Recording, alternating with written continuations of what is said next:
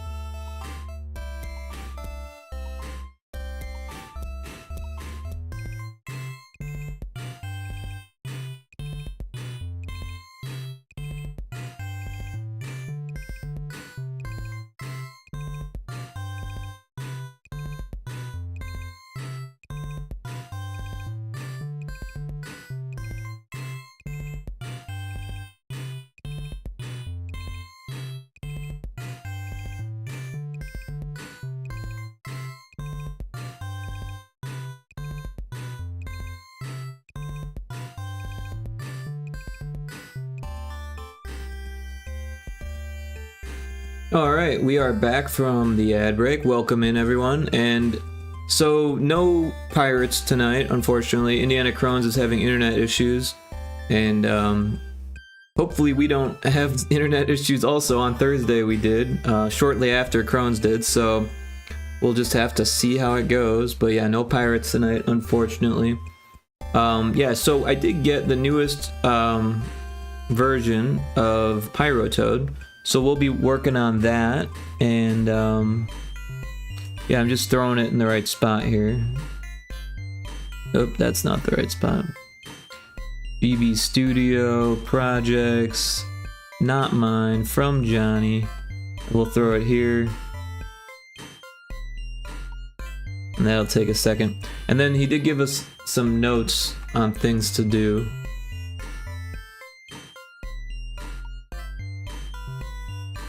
I'm trying to see where that's at.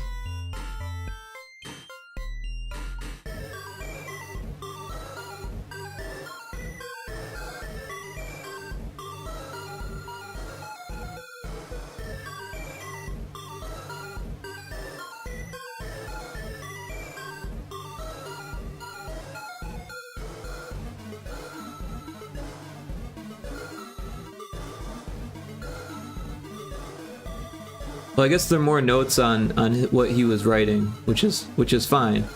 But yeah, I guess we don't need to write anything here. I was thinking we would have things like things to do, right? Tasks. But the task is to implement what I've been doing on the newest build, and then just see them in action, so get them working a bit. So that should be fun. Got some tea here.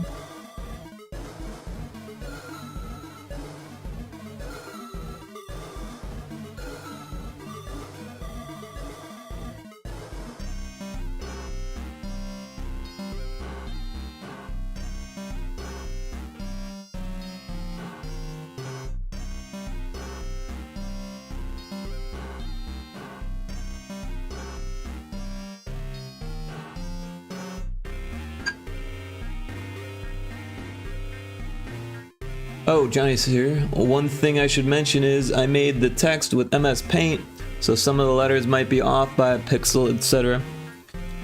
Right on. Yeah, that's nothing we can't fix.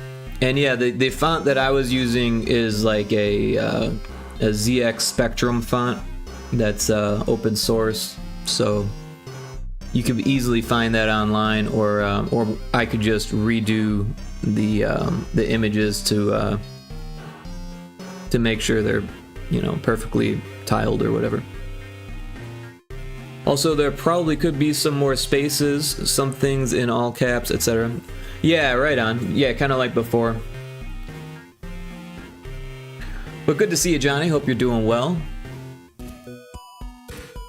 Alright. So we got it in the folder. It is 250628. So let's see, 0628. There it is.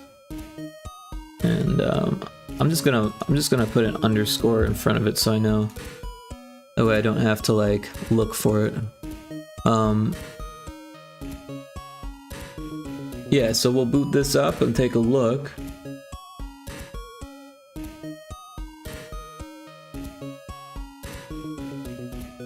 Well, I was copying from your text as much as I could, but grabbed some new letters from the default GB Studio ones. Yeah, so the ones that I was using aren't actually GB Studio ones. They're close, but they're not the same. But yeah.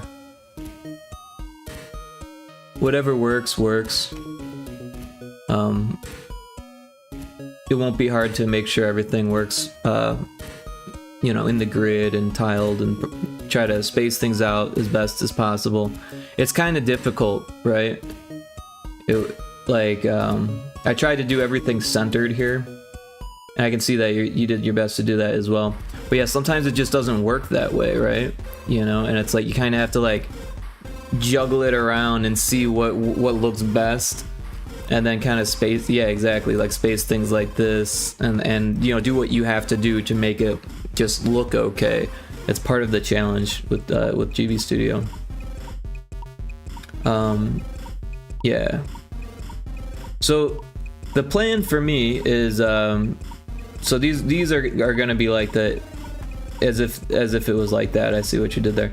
But yeah, the plan then would be to, instead of go directly into these, go into the map, right? And I could probably show you how it was set up, and it might help me to reference what I did. Because like I said, I didn't quite finish them or anything like that. I just, you know, threw them in there to make sure the tile counts worked and all that stuff. But yeah, so here's the maps, right? So it would, like, do this between that, like the frog would, like, move, you know, kind of thing. And then same thing here, you know, it'd move from there to there, and then from there to there. So that way we can have the camera follow the player, and it appears to the player as if it's all one big map. But this way we can have a whole bunch of different unique tiles. I think there was over like 400 in the total image. And then slicing it up, even this one, which has the most, doesn't go over 188. So I think that'll be helpful. But yeah, it shouldn't be too difficult to re-import all of these images and then just throw the sprite there. And then the hard part will be programming them, and I'll probably have to make some changes to like make the character move in from off screen and then program the camera to be on screen kind of thing. But that's not too difficult or anything. I don't know if I'll be able to finish it tonight because I'm getting a late start. It's already 10 o'clock here. But because I'll probably only go for a couple hours tonight, so I don't break my sleep schedule. But probably tomorrow I'll be back at it and maybe be able to finish it. So yes, or you know, actually tomorrow I've got that game dev meetup, now that I think about it. So I'll have a late stream tomorrow too. I probably won't start until like 8 or 9 tomorrow. But yeah, Monday I should have all day to get some work done. Doing well. Very hot where I am though. Hope you're doing well too. I hear it's hot everywhere. It's kind of a heat wave season, I guess. Although honestly, it's really not that hot here. I haven't been spending much time outside though. Anytime that I need to do yard work, I just do it in the morning, so it's like not so bad. I learned that from living in Phoenix. If you want to do anything outside in the summer, just do it in the morning, before it gets hot out. I tried to center, but in the case of an odd number, I would favor left. That's a great idea. Nice. Yeah, that's pretty much, yeah, that's kind of what you have to do. Unless you like want to break it up into separate lines, if you can get away with that. But then there's, you know, the screen height to think about, right? Which obviously you've taken into consideration. But yeah, you could always, like, you know, for this one maybe spread them out, or like add another line and like maybe just do other than on one line and then his own brother on another line and then Hydrotoad with like a space between or something like that, you know. But we can deal with that later. It's not something that's like super important right now, and it won't be too difficult of a task. It's never like super easy. It's always like putting together a puzzle, but it's kind of fun also in a way, because it's like putting together a puzzle. I always liked putting together puzzles, so it's definitely easier than trying to put together the puzzle that was this image. Holy cow. I couldn't believe how difficult this was, just to get like all these different perspectives, or this perspective, right? Made it difficult because there's so many like shared lines and stuff and shared colors and shared palettes, and it's just like it was nearly impossible to figure out. That's why I ended up using that online tool to help me, which you know did some weird things with the colors, but it made it work, you know. I suppose it's just a matter of having a move to event, as well as setting the animation. Exactly, setting the animation, setting the move to, making sure the camera's in the right spot. And then, like I said, I'll have to, like, if we go back to the other one, I'll have to make them come in from off screen, where I didn't really leave room for that. Because honestly, when I built the cutscenes, I wasn't sure exactly where the player, like from this one, it makes sense that the player would come from there. But yeah, you know, for like this one, I'm thinking the player should come up from the bottom, maybe, you know, or And then for this one, you know, we might be able to make it come from behind the background, right? Because there's a way to do that. I'm not sure if, I think this will actually work fine because, like, yeah, I don't know. It's something that we can work on. And then this one I wanted to animate the planet or the moon so it like gets closer, twinkle the stars. This one we'll have him hop up from that side. This one we can have him come in from the side as well. That side, and then this one coming from that side, that one from that side, and this one we just have him kind of like hop on in the screen. And that it shouldn't be too tough. This one obviously from that side, but yeah, I think this one it might be cool to have it hop up from like the bottom. I know that's a big hop for the toad, but it's an animation. And then this one we could have it come from the other side. And then this one would be super easy to just move it and make sure that the camera is like, you know, where it should be. And then yeah, shouldn't be too hard. The easy part will be putting them in there, but I do think we should probably add those extra pixels before we start importing stuff, so that way we don't have to like do it twice. So we can just go straight to this one.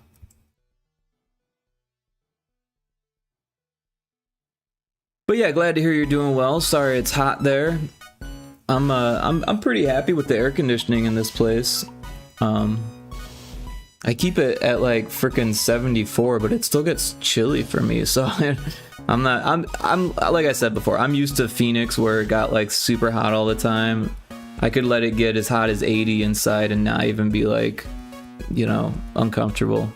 Not everyone's like that. Some people need it to be like 60 something. And honestly, that's too cold for me. I always feel like it's way too cold when it's under 70. But yeah, in the winter, I'm like, at least make it like 72, 73. Otherwise, it's too cold for me. I'll be wearing hoodies and long pants and you know, like extra layers and shit like that. But yeah, let's just go to canvas size, and then we can probably just do plus 16, and then scooch it over that way. And then we've got that, and we'll just make this black. Not that it really matters. And then we can we'll export this as edits, just in case for whatever reason we want the original for like promo purposes or anything like that. So that way we've got both versions. We'll export that, and then we can open the next one. So the next one is the lab.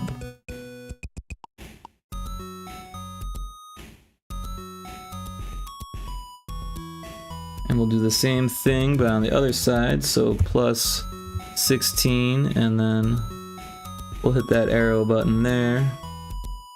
And we can use that color like that. And we'll export it.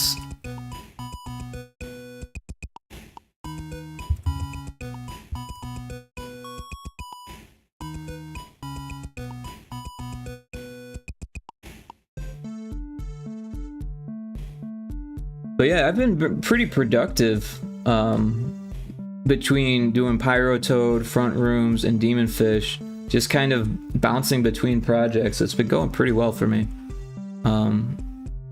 After the lab, we got the pyramid. This one will be on the right. What am I doing here? Canvas size.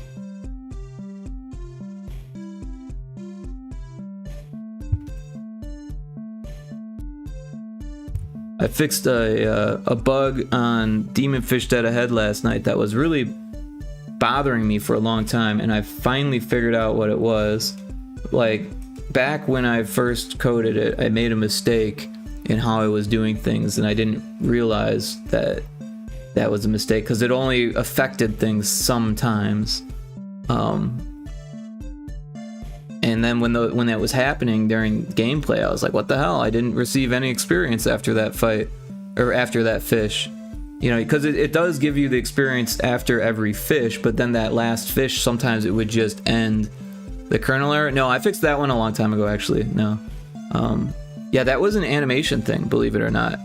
I was, with that kernel error. So I was using, like, kind of like what we do on Pyrotoad, where we use the loop index variable. But I wasn't making sure that it was set to 0 or 1 or whatever it needed to be set at when the scene started. And then so what was happening was, when you saved it at 2 or whatever the last number of the index was, and then you loaded it, it would go on to 3.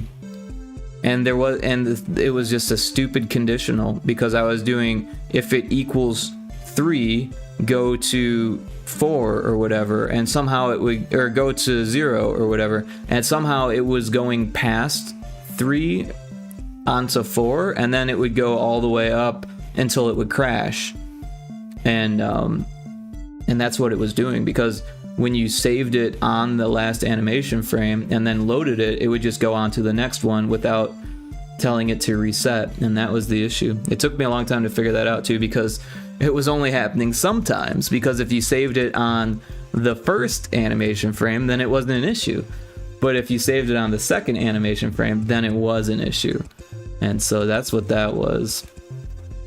But this particular bug that I was just talking about now is not receiving experience or catching the fish, right? So when you kill a fish, it goes into your fish box and it tells you how many you collected. But it wasn't giving you the experience, and it wasn't collecting the fish. It was just ending the fight. But it only happened in certain circumstances, when you beat the fish in a certain order. So when there was only 3 or 4 fish on the screen, and then you beat them sequentially from like 1, 2, 3, 4, right? So let's say there was 3 fish on the screen and you killed the third fish. Well, there was a check after the first one that said, like, did you kill the first one? Okay. And then there's another one after the second one. It's like, did you kill the second one? Okay. And then so what I was doing was I was using 2 different methods of checking to see if you killed the fish. So there was one for health. So if the health is 0, and then if the health was 0, it would set the is fish 1 dead to true, right? And then after 2, it is fish dead 2 true, kind of thing, right? Well, and then at the end of it, I was doing a check again to see if all the fish were dead, but instead of checking to see if they were dead, I was checking to see if their health was 0 again. So what was happening was 1 would be dead, 2 would be dead, and then 3 would have the health 0, and it would go through the check of 1 and 2, and then at the end of 2, it was just checking to see if 3 had 0 health, to see if you had already killed 3 after you killed fish 2, right? So it's all a thing due to the permutations, right? So I was trying to make sure that regardless of what order you killed the fish in, like it would still know, like, to give you the experience or whatever. But I made a mistake. I usually do if enemy 1 HP plus enemy 2 HP, enemy 3 HP equals 0 after enemy is killed. Yeah, so I was doing that, but then I was also making it another variable that said if enemy 1 is dead. And the reason why I was doing that was so after all of those checks to give you the experience, I could then do a check to end the fight, right? To make sure that all the fish are dead before the fight ends. But I was using the HP to do that instead of the variable labeled dead, right? So all I had to do was switch the variables, but there was like fucking a whole bunch of different spots where you just do it. But yeah, I figured it out and I tested it, and now we're not getting that bug, so I'm pretty happy with it. Alright, so cutscene, pyramid, edits, that's what we were doing. And then we got that. We'll go on to the next one. But yeah, now the next one, the next bug for Demon Fish Dead Ahead is that, well, there's a couple of them. There's one where sometimes, even when you're at a high level, you'll even get a crit, and sometimes you only do like 15 damage instead of doing like 70 damage or whatever you're supposed to. So that's one of them. And then there's another one where sometimes it aims at the wrong fish. Sometimes it'll be a fish that's not even in the fight. Like say you have a one fish on the screen, and then it's like you cast it at fish 2 for 0 damage because fish 2 has 0 damage because it's not alive, you know? So I don't know why it does that, but we'll figure that out. Then there's even a third one that's less important, that sometimes the cast sound effects triggers twice, and I can't figure out why. It doesn't do it like it's intermittent, right? Sometimes it does it and sometimes it doesn't do it. It's pretty rare when it does it, but it definitely does it, like at least once every playthrough. Nice. Bug testing RPGs can be a nightmare because there's so much mass data. Yeah, there's a lot to it, and with the way that I'm doing it in Demon Fish is there's a lot of conditionals, so I really have to like go through each fucking conditional and see why it's doing it. But there's also a lot of scripts, so it's like calling scripts based on variables and then using those variables in the scripts, and then there's like an update function that's the battle manager. I mean, it all works pretty well, but those bugs are like, yeah, obviously I made a mistake somewhere. So we got the pyramid. After the pyramid, it goes to the foundry, I think, right? Not that it really matters the order. I just don't want to forget any. And so the foundry will have him coming from the left again. So sprite, canvas. Oh, plus 16. Move the arrow there. We'll grab this color and do that.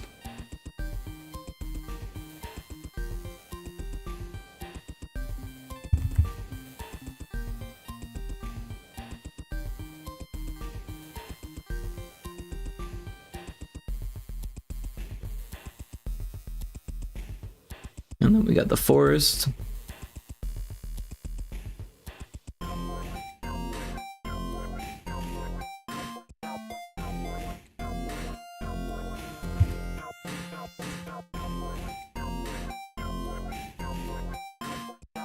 That's the wrong side. But yeah, then things have been relatively bug-free on Frontlines.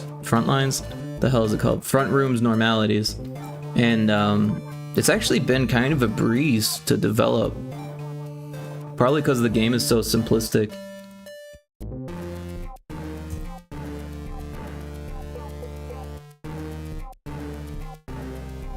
One thing that we recently changed was making it so there was a 50-50 chance whether there is a normality or not, but then it was I think I got like 7 in a row that weren't normal, and it just felt like you weren't playing the game. So I put another catch in there that after 2 days in a row of it not being normal, it's definitely normal. So that, I mean, I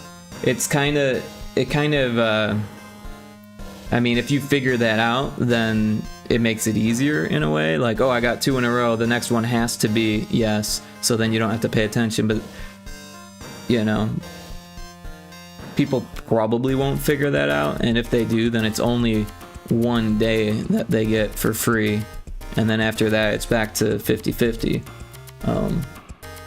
But also there's a catch that if it's normal 5 days in a row, then it goes back to being not normal. So it's like I kind of fudge the randomness a little bit to make sure that it doesn't get, because you know, random is when it's 100% random, and of course on Game Boy it's never 100%, but even when it's trying to be 100%, there's always a chance that you could get like 10 in a row. It's not very likely, but you could, if it's supposed to be like heads or tails, if you flip a coin 10 times in a row, there's a chance that you could get heads 10 times in a row.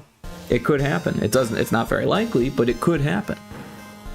So yeah, I'm trying to prevent that type of thing. Try to maximize the fun.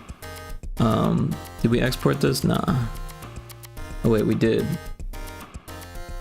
We'll export it again. Alright, we'll open a new one. And then we got the cave.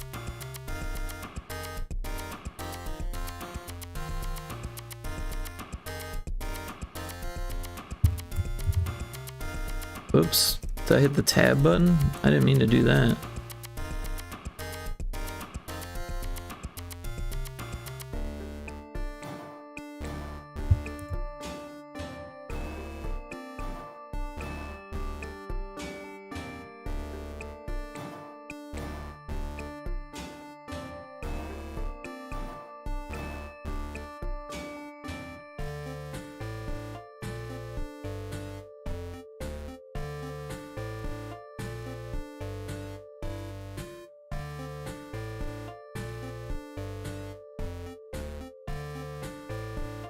So the moon we don't actually need to change because we can just have the frog sitting there and then the moon moves. Like the frog is on a spaceship to the moon kind of situation. And yeah, I actually tested to see how large I could get the moon in without causing any glitches. We've already got that figured out, so that's nice. So then we can move on to the ice cave. And you know, the ice cave, we don't need to do anything either because it'll be hidden behind the background. So that's not something we need to worry about.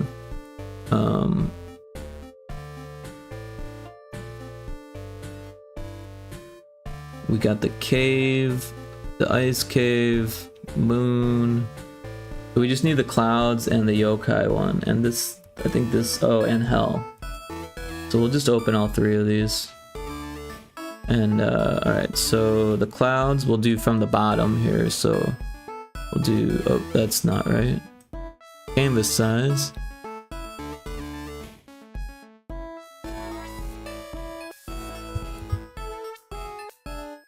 Oh, I did the wrong one.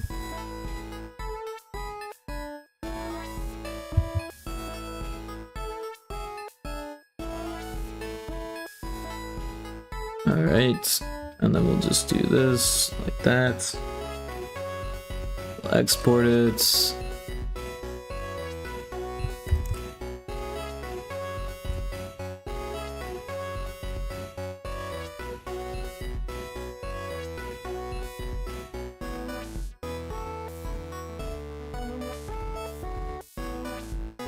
We got a Pokemon in chat, a Frigibax. Pokecatch. Alright, and did we export this one? We did, okay. On to the next. Oh wait, we got them all open, that's right. So this one will be the left.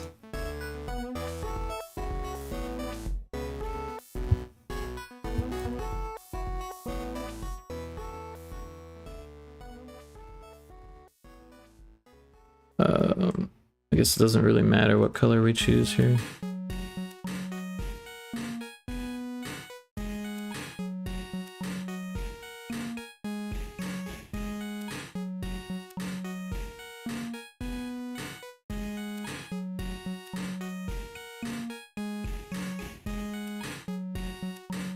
Seagoat, welcome in. I'll wait for the ad to give you a shout out in case you're stuck in an ad.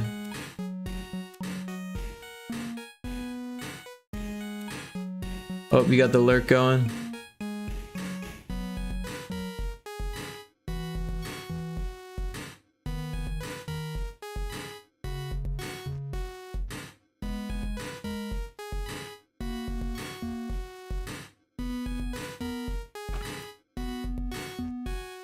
And for this one, we'll do the left.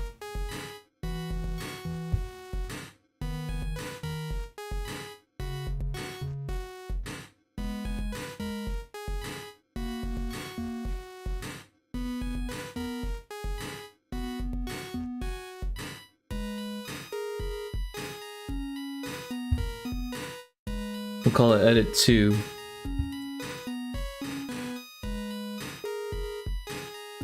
Alright, so now we've got all of our images. Let's throw them into the project folder.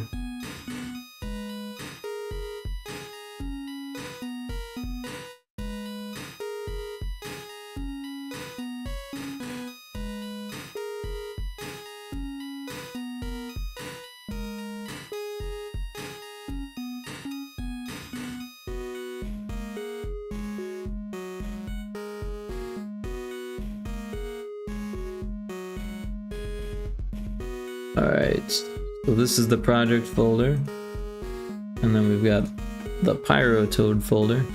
So we'll go to edit 2. We don't need that edit on that one. Clouds edits. This is the one we want, yep. And then cave edit, forest edit, castle edits.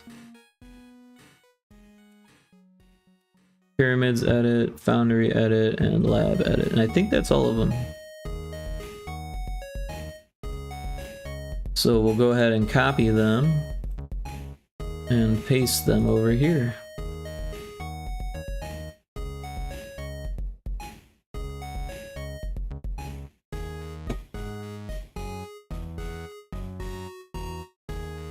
Sorry, trying to get comfortable here. Alright, so we've got those in there. Oh, and we need the map images too. So let's grab those as well.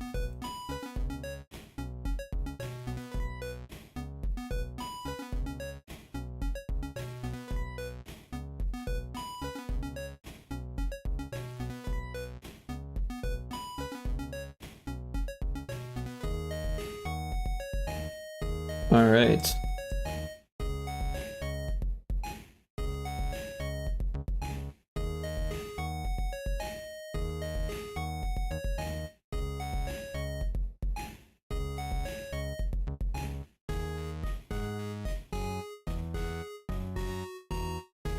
Alright, I feel like we should organize the cutscenes a little bit better.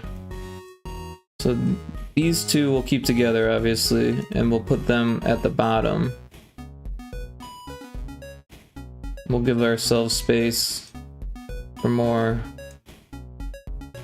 but we won't put them too far away so we don't forget about them or anything like that. But yeah, so alright, so these ones we'll move down a little bit more, and then we'll make some room here for the map. So we'll add a new scene. We'll just throw it there for now. And this one is going to be the map part 1. And then this one is going to be the lab.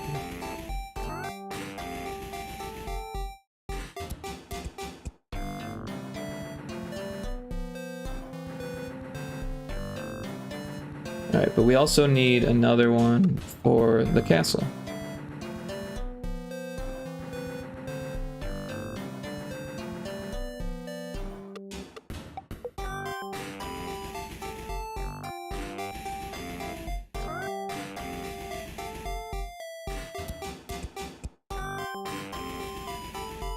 Alright, so let's start getting these figured out here. So this one, I'm pretty sure that the camera starts at the upper left corner, but we might as well make sure with the set camera position.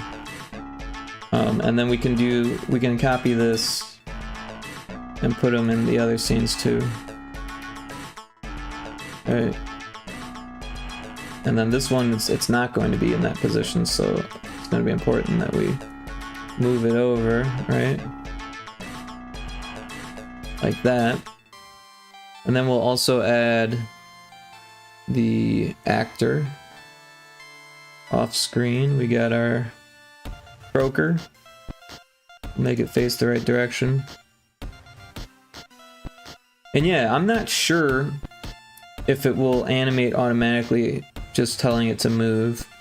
But we can always manually do it if needed. This one will need the color. The default colors always remind me of Virtual Boy, you're right. Especially because like all the details aren't in there. Yeah, I never played with Virtual Boy, but it didn't look fun. I remember seeing it when I was a kid. I had no desire to purchase it whatsoever. Like, the games didn't look good. It didn't look like it would be comfortable to play. And then like shortly after it came out, we heard things about headaches and stuff, like, and then they straight up discontinued it, you know? Like, they're like, well, that was a bad idea. Sorry about that. So yeah. Interesting.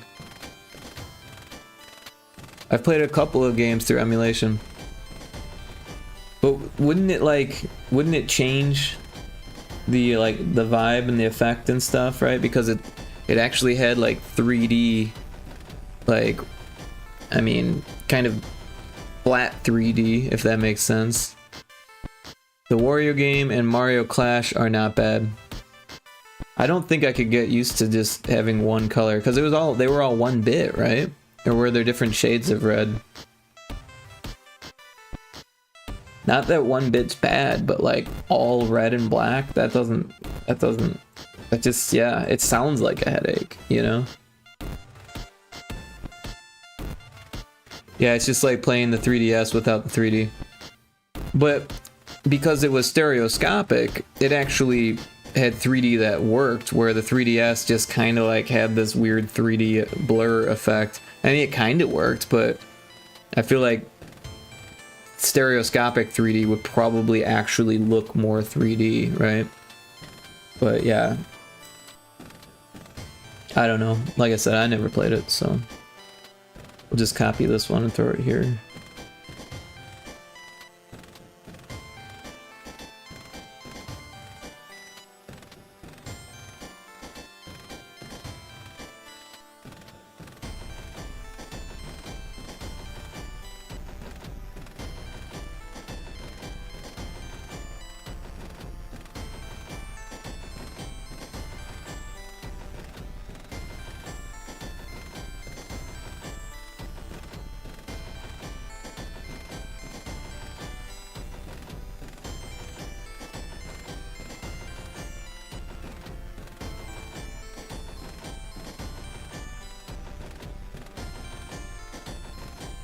Did the pyramid not make it? Oh, there it is.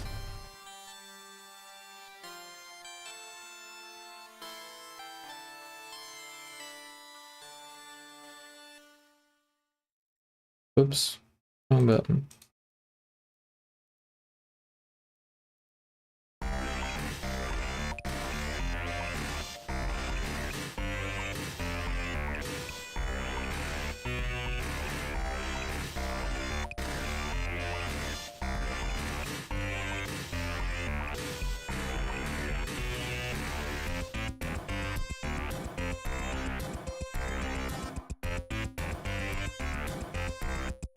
So I think instead of adding like placeholder scenes, we should probably just add those later, because I don't think it'll take much. It'll just be like changing a single variable, or changing the change scene event, so a single event to like fit those in there once we got them. That way when you're playing through, it doesn't like, you don't get like a weird random cutscene.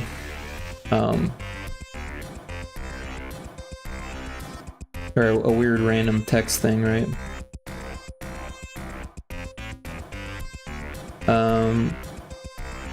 But this actually should be on top, right? That should come first.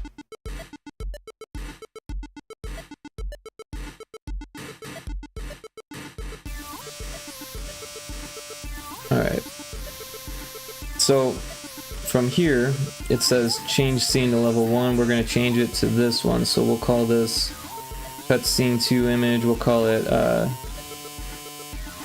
let's just call it castle. That way it's not, there's no confusion.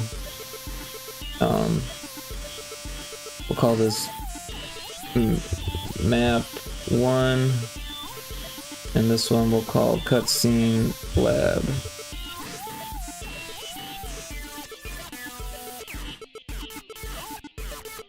Map 2. Also, we need to change this to map 2.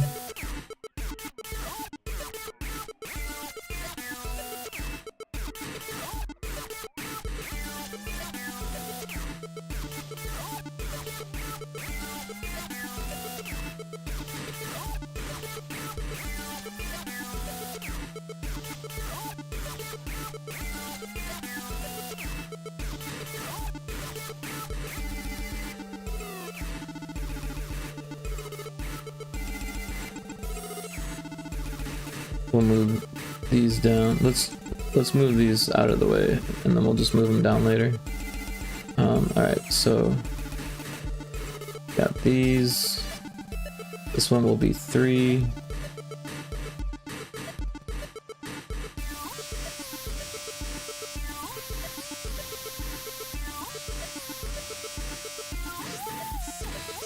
This one's the foundry.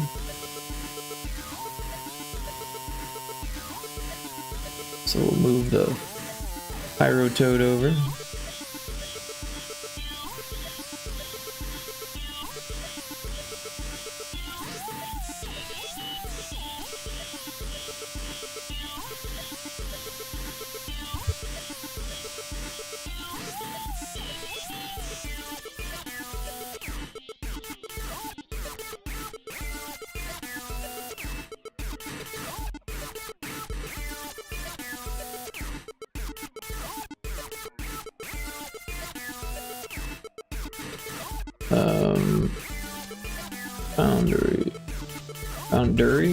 Foundry? No, foundry. No. How the hell do you spell foundry? It's not gonna tell me.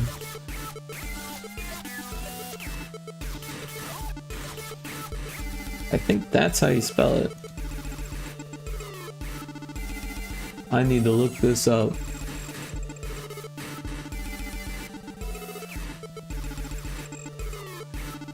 Foundry. Interesting. Without an E. Foundry. So I spelled it wrong in the name. But that's okay. What are you gonna do? And then this one we'll call cutscene pyramid. That way we don't get lost in the numbers and get confused or anything like that. And you can't copy 2 scenes at once, unfortunately.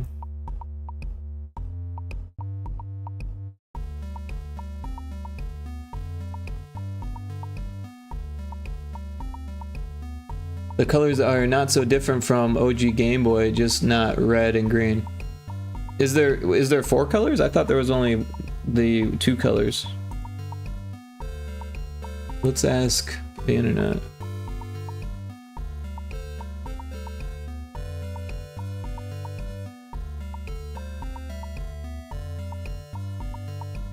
Oh, there was 4 colors. Interesting.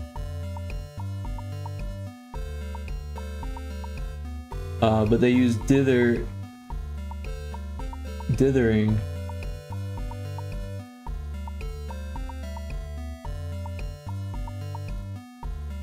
I didn't realize there was 4 colors. Interesting. It looks like you can probably change the colors with an emulator.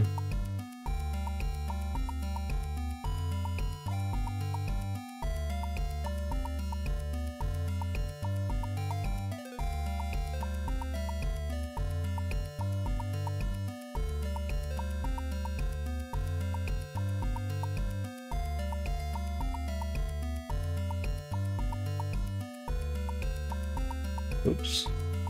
Let's open this in the new tab. I don't know what game this was for, but it looks interesting.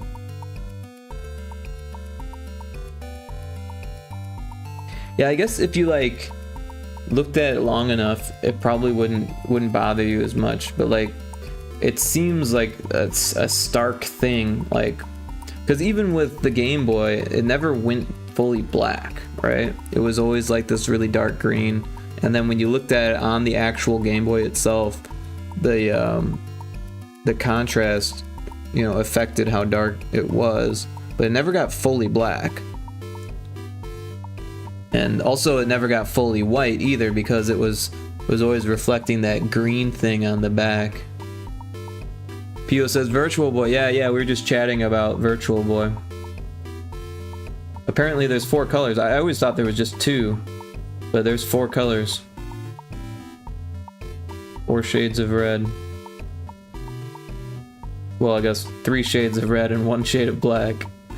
But yeah. Interesting.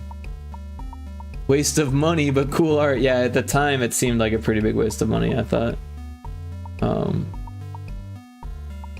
So this one will be map 4.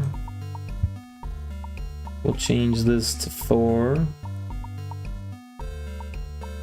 Throw it down there. Give it the colors. And this one will be the forest.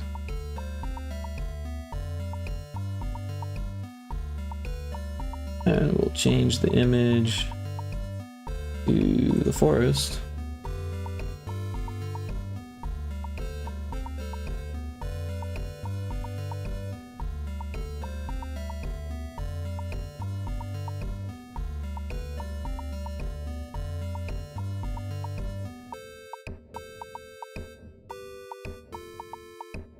Games suck. Oh, on the Virtual Boy. Yeah, I never played any. Johnny was saying that there was a couple good ones, at least. Mario and Wario, I think is what Johnny said. The Wario game and Mario Clash.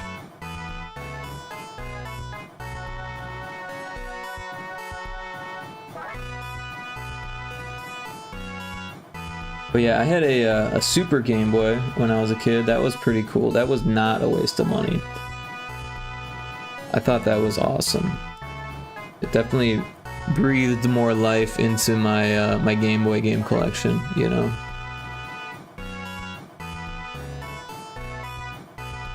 Oh, my ads manager is broken.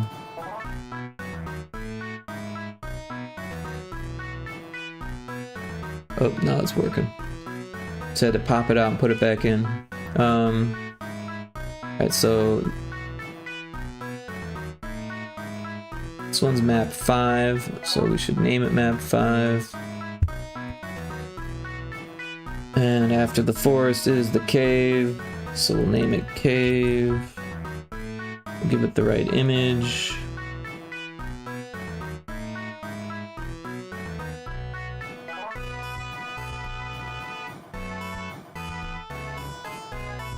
Give it the right colors. Move the little guy to the level. This one's in the right spot.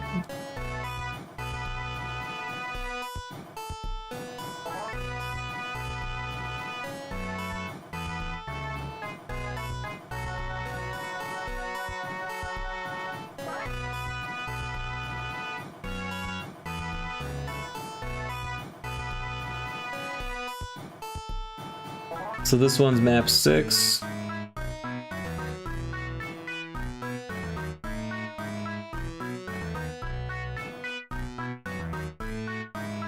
This one is the moon.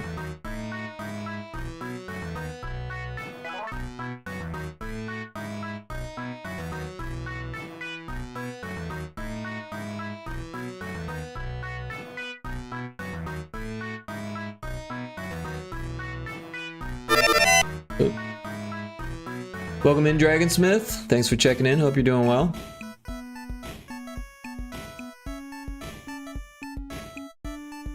The color. Alright. Copy this one, paste it here. Copy this one, paste it here. I'm quite okay. Well, that's good to hear. Good to hear. I'm doing alright myself. Had a nice relaxing day. Had like 3 cups of tea already. But I'm all out of tea. I'm actually ready for cup 4. But yeah, it's probably gonna be a shorter stream today. I didn't get it start until about 9:30ish. We were gonna play Pirates with Indiana Crones, but their internet's giving them trouble, so that sucks. But it gives us a chance to get more work done, so that's good. I like getting work done. Oh, and something else, I made a rocket ship, so that way we can have it transform to a rocket when it goes to the moon. Ooh, which tea? I just finished a cup of Earl Grey, but I started with, what, the Morning Thunder from Celestial Seasons, which is a mate, yerba mate tea. It's black tea and mate. Mate? I think it's mate. And that's pretty good stuff. I've gotten used to that. And then after that I had Tazo Organic Chai, which is one of my favorites, but it's like, you know, $6 a box or something like that. So I try not to drink it all the time because it's as good as it is. I don't want to spend $6 every week on tea. And it's really easy to drink a whole box in 1 week. But yeah, I have like a stockpile of Earl Grey, so that's what I drink. That's like my default. So this one was map 6, this one's map 7. It needs to be colored. This one is the ice cave.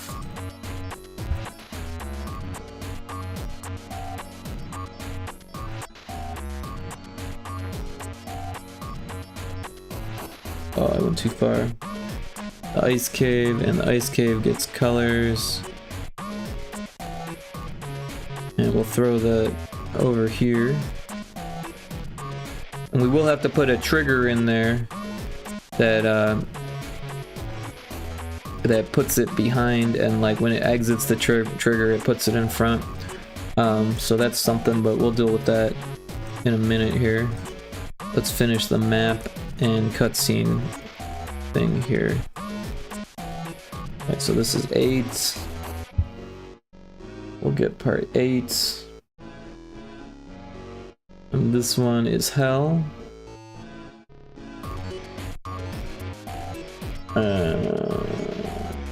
Let's get Hell.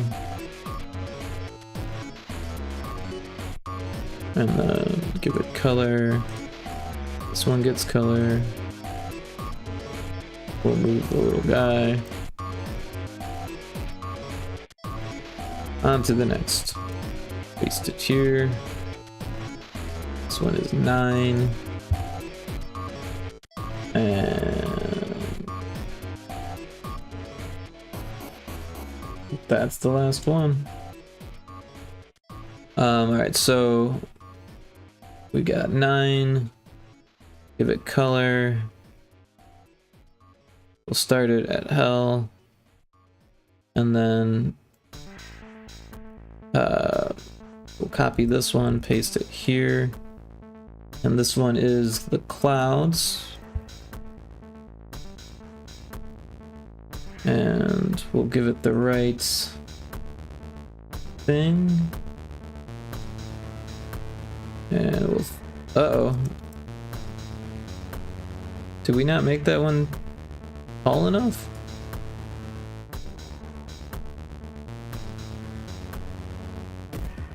It looks tall enough here. Why is it not tall enough there? That's really weird.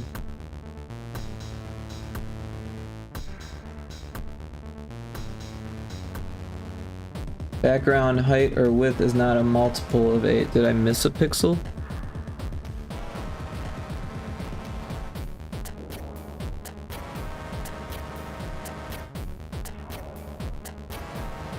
Yeah, that's weird.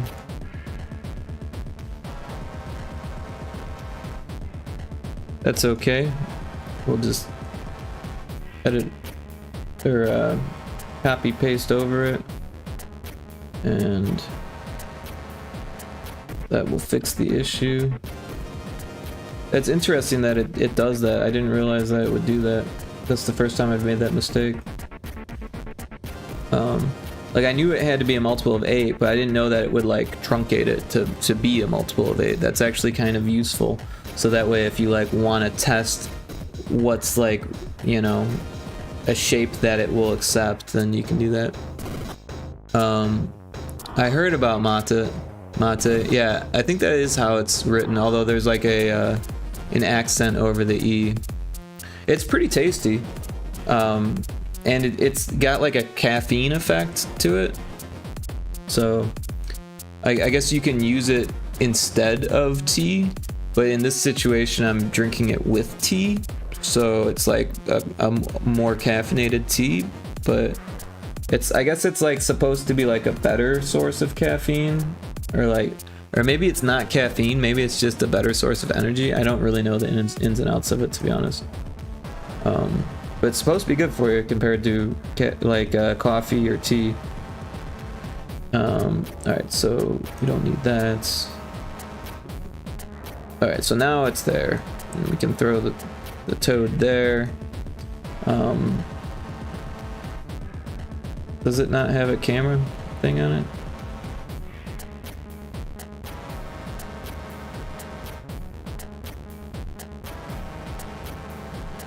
None of these have the camera script.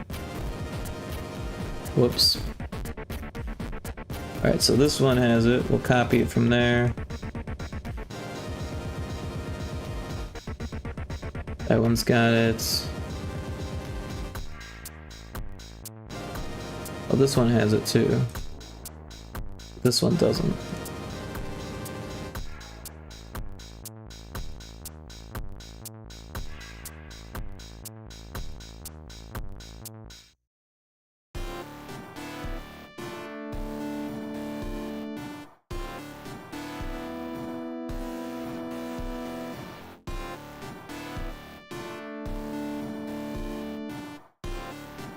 Oh, I did it the wrong way. That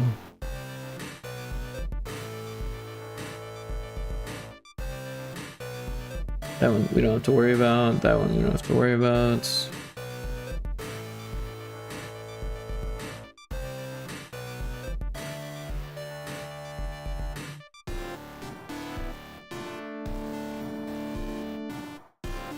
Oh, wait.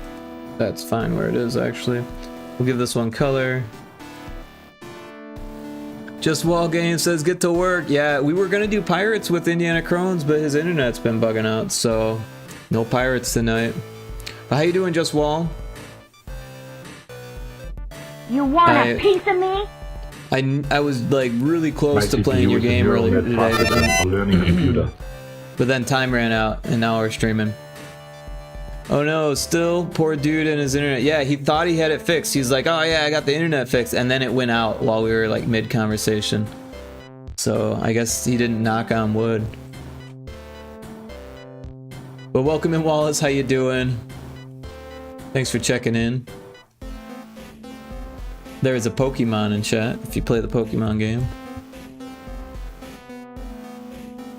But yeah, we're doing Pyrotoad stuff now. We got the newest build from Johnny, so we're just adding these cutscenes, and we no longer, so we can use the same map at this point, so we don't need to make a new one. But we could, for the sake of ease, actually. We'll just copy it and make it map 10. And then we'll move the thing.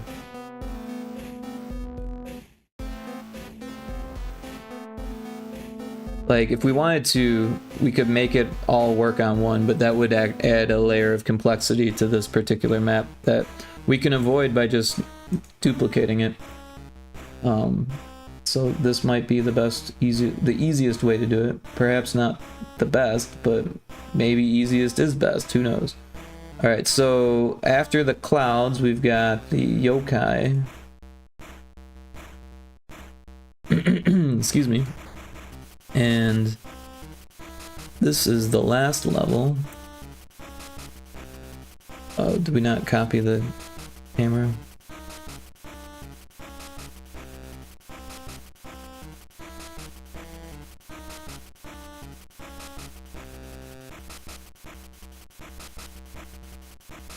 I never remember how to play Pokemon. Catch, Pokeball 1. Nah, you just do Catch. If you want to throw an extra ball, you can say Catch, Pokeball. So it would have gone through, but you can't put the number after it unless you're buying stuff through the Poke Shop. And then you do Pokeball 1. So that's how you buy stuff, but to catch the Pokemon, you just do Catch. But if you wanted to throw an Ultra Ball, then you would say Catch Ultra Ball. But Pokemon already escaped.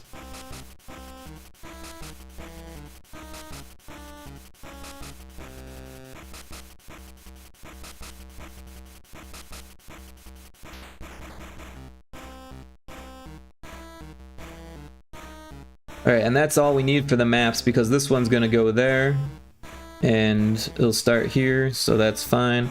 So let's go ahead and try to animate these. Let's see how difficult this is. Alright, so we'll start with the castle. So on initialization, actually,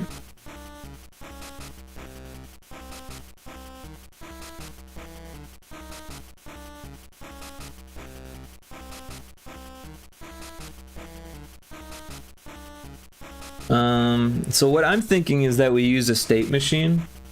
So if we have like a variable, and we could even use the local variable. So we'll just say if variable value, if local 1 equals 0, then we say increment. Actually, wait.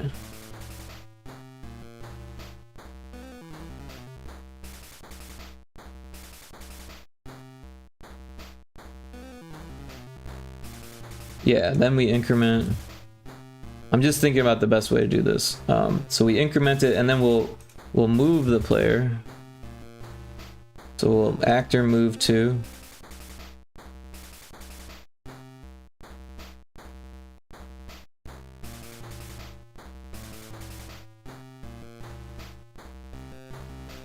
And then and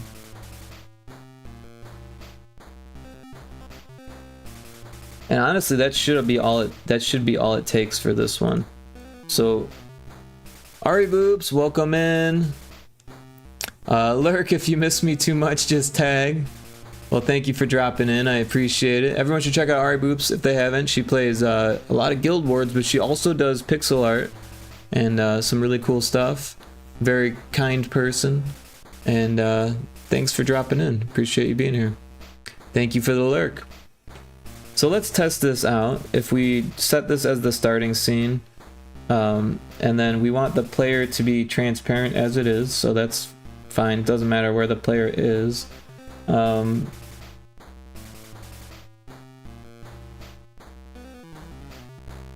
Yeah. So it should just move this to the position, and we'll see if it animates. It may or may not.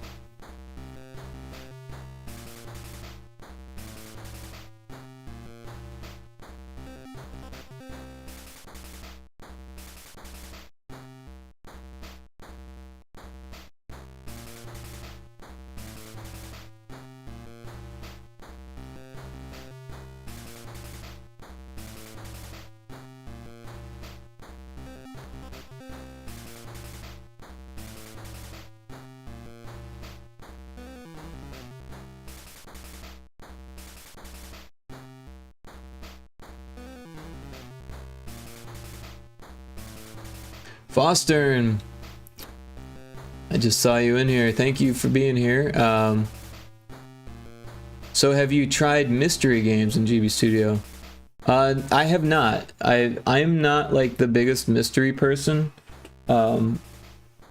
Like, cause that involves writing, and I'm not the best. I'm not the world's best writer. Like, I'd like to write more, but I just don't do it enough to be good at it. And yeah, narrative games aren't really my focus. I think that, you know, they have a good like that it's good that they exist and they have a spot in games for sure, but for me personally, I find that kind of difficult and not as exciting. I'm a mechanics first kind of game dev, and yeah, I do like the idea of mystery, but I find it difficult to invoke. But I think that it's a good medium for it. I think that as long as you can get over the hurdle of getting text to look good in GB Studio, then there's a lot you can do with what's there. And there are some mystery themed games, and if you do something like this, I think this would actually work really well for getting a lot of text on the screen. So what we do is we have, like, the camera is blank here, and then the camera is actually told to move to the different positions when you hit the button. So it starts there, and then it moves to there, and then we attach this script here, sorry, excuse me, and every time you hit the button, it moves the state to the next position, and then moves the camera to the next position. So it's a state machine. So, and there's a switch attached to the button. So every time, so it starts here, and then it moves down, and then it waits for a button press, and then when it gets a button press, it increases the state, and then waits for another button press, and then if it's at the last state, then it goes to the next scene, and then we have an image here. And you could convey a story pretty well with that, I think, with that same kind of concept. But then, yeah, writing the story would be the difficult part, I feel like. But the art would be, I feel like you could make some convincing art that way. And if you do it this way, you can actually use a whole lot of tiles with that. In this situation, we're using colors, and the colors are like the hardest part, so that was my main reasoning for making it smaller, was so that way we don't have to struggle with colors as much. But if we wanted to, we could make all of the tiles unique. We would just have to make sure we don't go over on colors. But we didn't go over on colors or tiles on this, which is cool. But we could have if we wanted to. Did that ever load? It's still building? What's going on here? Oh, it's compiling the whole thing again. The game takes a while to build these days.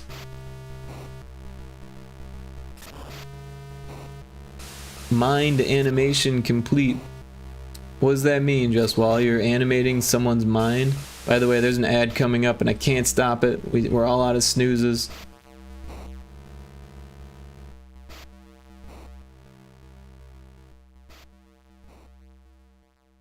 Got the warnings.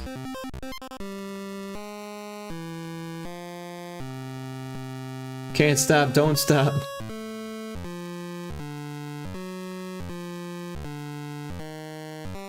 And there's that ad.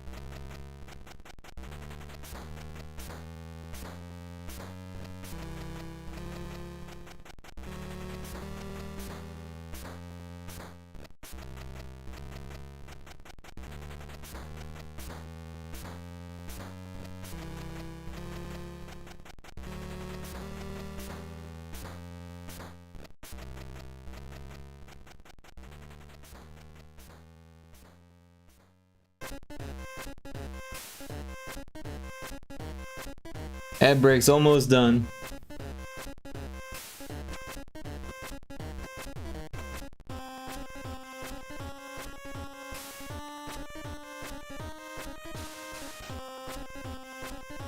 Alright, the ad break is done. Just while said, can't stop, don't stop. And we're still linking the data. We still haven't finished the build. Inconceivable! Inconceivable! Welcome back, Just Wall. Are you a fan of the Princess Bride? Who isn't, right? Of course you are. I love that movie, man. Yeah, me too, dude. It's such a good one. So many good lines. It's just fully equipped with good lines the whole film all the way through.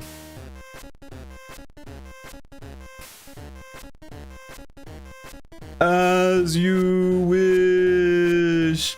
I need to get more lines in the redeems because I've only got Fazzini and Inigo on there, and all the characters have good lines, like all of them.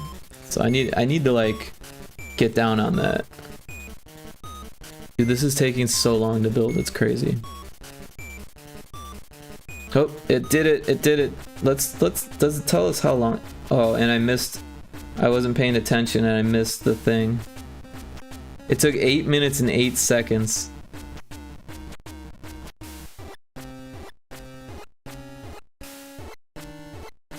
It looks like it's animated, but I don't think it hopped and leaped and stuff. Also, maybe we need to slow it down. Hell of a compile, yeah. That's a long time for a GB Studio game.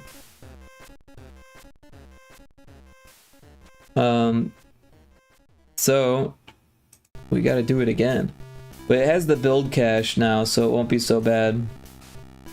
But yeah, the actor speed, I think we might have to change that. Actor speed.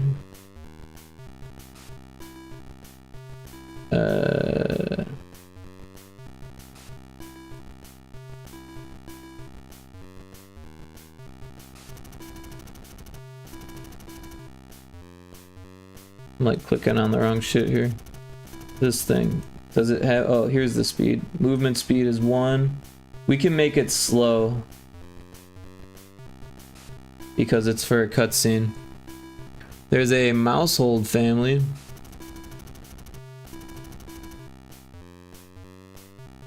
In chat.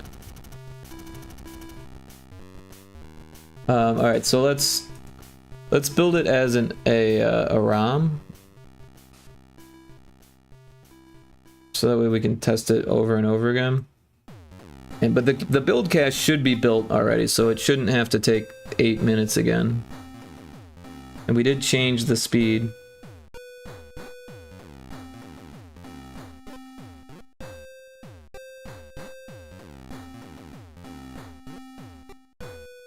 But yeah, I'm excited to get back into Hunter's Path because I really liked the demo. But I'm interested to see all the changes that you've made since I played the demo, because I know that it got updated since then. And also I was playing the demo, so I didn't get like the full thing. Testing a new build as we speak. Oh, cool. When's that gonna be out, you think? I mean, I'm sure you gotta test it first, but if you're testing it, it's gotta be close, right? Then again, testing kind of happens every step of the way. Just minor changes. Oh, right on. So I'm not missing anything. Hey, you caught the mousehold family.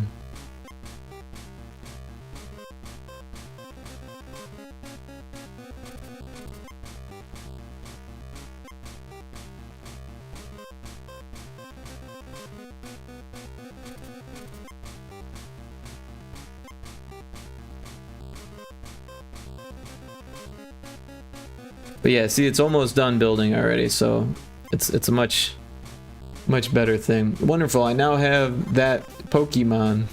It's true.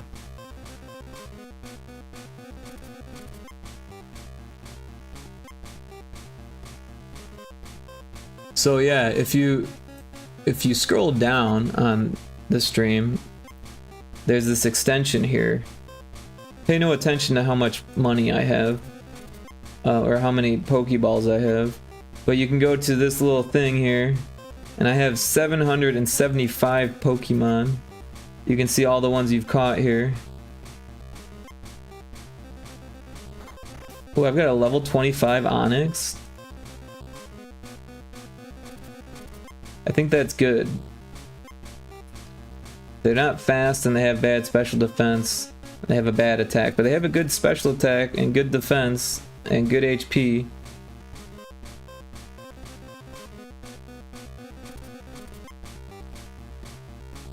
I caught it with an Ultra Cherish Ball, hoping that would be shiny. That would have been cool to have a shiny one that was that cool.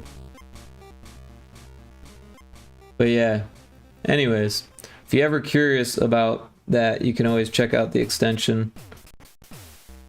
Look at all those Pokemon. They don't even all fit on one page.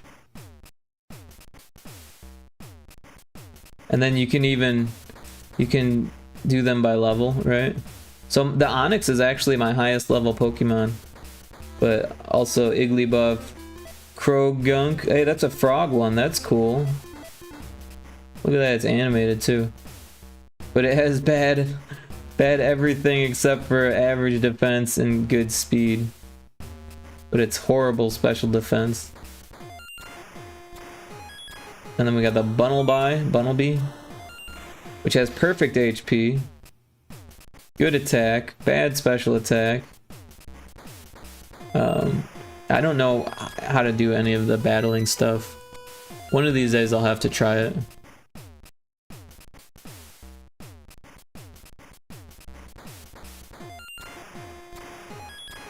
Done as soon as we say yes. Soon. That is soon. Very cool. I know how that goes also when you're testing every last little thing. Any second now.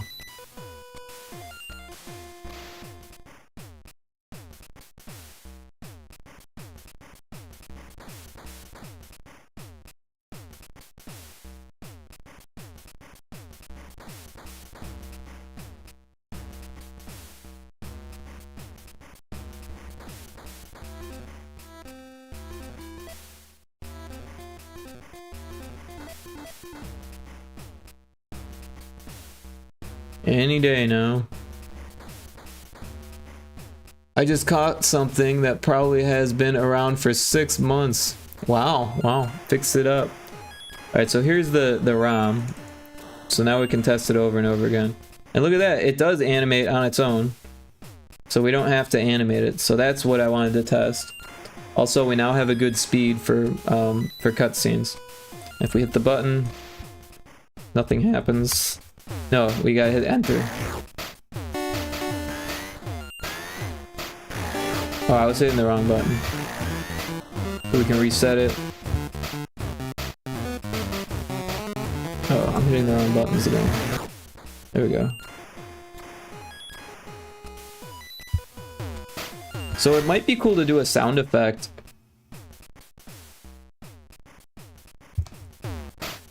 Like, music could be cool too.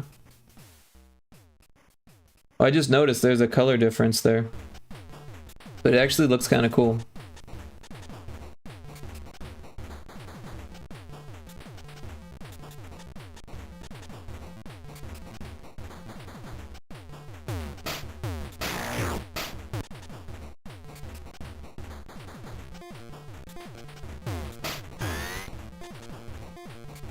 But yeah, maybe like some type of spooky sound, like a werewolf. Like, could even do it like as you hit the button, right? And then it goes, like, give it a couple seconds after you hit the button. But you can hit the button right away, so maybe that doesn't work.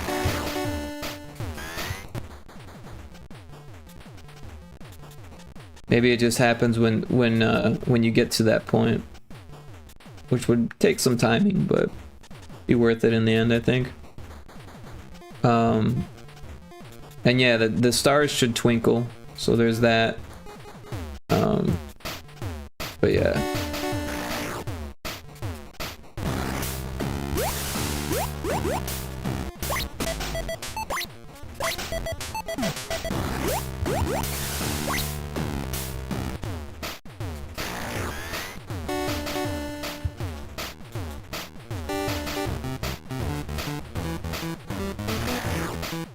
I keep hitting the wrong button.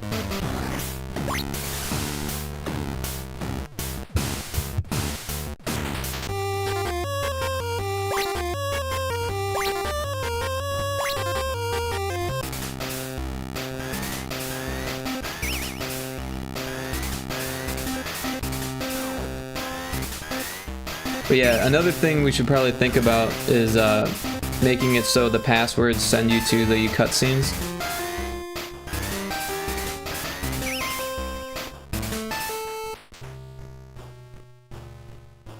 But yeah, that'll just be like one of those things. But yeah, so that works pretty well. I'm glad we tested that because now, oh, I guess we can. Well, you know, we'll probably test the other cutscenes the same way. Because now we know that we don't have to worry about the animation states. It'll do it automatically while it's moving. So that's good to know. But when we make it jump, we will have to do that. So that's something to think about. So this one, when you get to the end, it sends you to the right place. Or actually, no, we want to send it to the map. So we'll send it to map 1. And then this one, we need to do something like this. So we'll just copy this. We'll paste that here. And then we also need this. So we'll copy this. We'll paste it here. Oh no, we don't want it there. Delete that. Put it on the update of this one. So maybe we do like a wait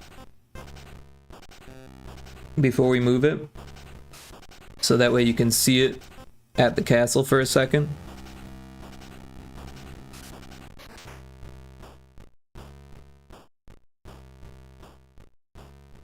Maybe 2 seconds. Maybe 1.5, how about that? 1.5 seconds. And then we move it to...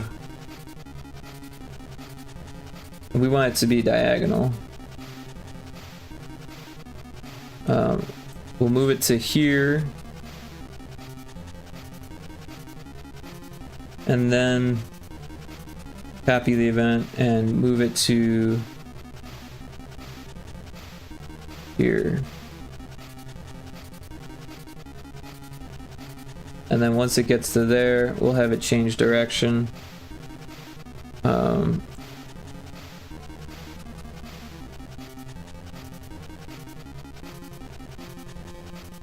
To that way. And hopefully this should work. So we'll make this one the starting scene now. And I believe it should all still work.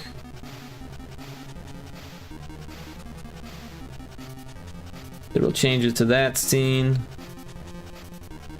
Once we get to this scene, it'll wait for 1.5 seconds. And then there's this. We need to change this to go to the lab. Once we get to the lab, we want this to have that same move to. And we will move that up like that. And we need to set the speed to 1/2, and same with this one. We'll set this one to 1/2. And this one, I think that's correct.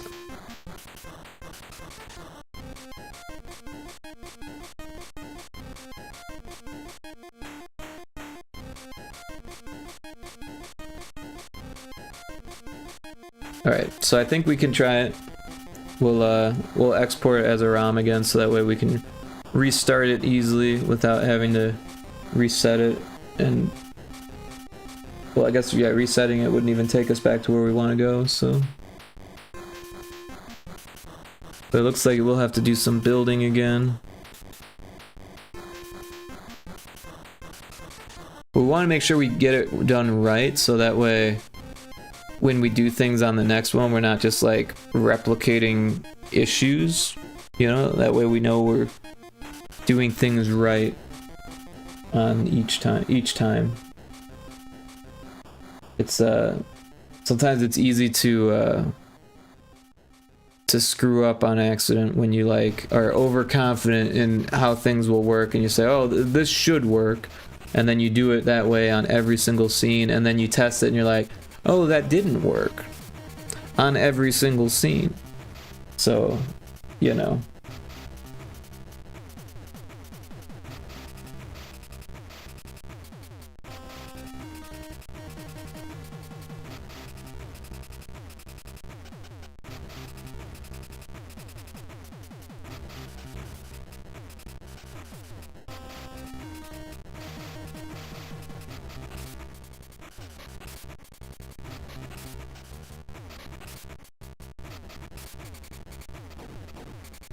But yeah, after this, or during this break, I'm definitely going to need some more tea. Oh, we're packing the data.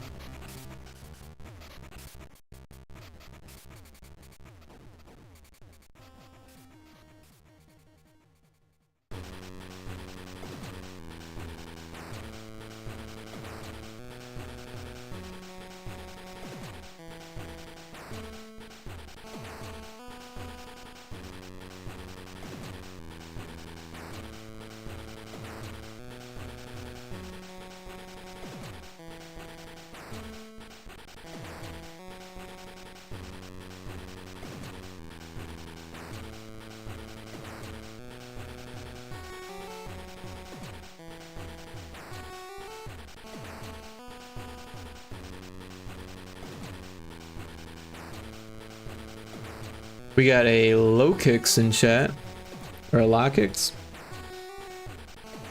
Low kick sounds funner because, you know, like a low kick in like Mortal Kombat or something. Welcome in, Kixie. How you doing? Awesome stream tonight, by the way.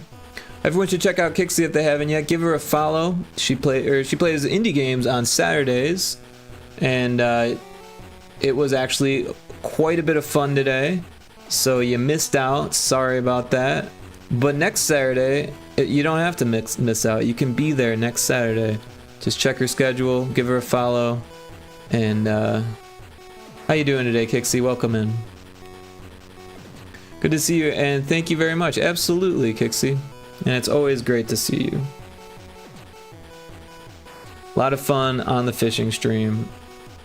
And that was a cool game you chose. I really like the idea of that, like, just like chill out, fish, make some money.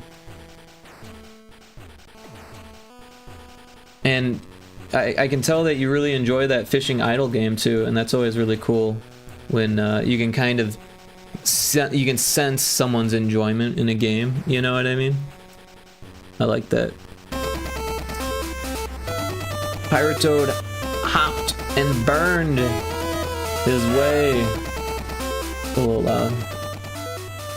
Hopped and burned his way down to the deepest depths of the castle. Actually, there's music too, so let's do that. To the deepest depths of the castle. The castle Weblock's dungeon, but he must have been a little too late, as the thief was nowhere in sight. So yeah, I think we should try to move it down so it's like a little bit more centered. And then we hit the button. At a loss, Pyrotoad was about to give up and hop home when he happened to spot something strange. Blueprints for a factory under Castle Weblock. The music works really well for this cutscene, by the way. What machinations could be being performed there, and why beneath the castle? Perplexed, Pyrotoad opens the door before him and slides down the shaft beyond it. Well, that did not... Oh, it did something there. But that was weird. Also, we've got an arrow there, so... But that one worked. Although it didn't idle, so that's kind of funny, right? Fishing Paradiso is supposed to have a good story too. Yeah, it didn't seem like a bad story. It was interesting.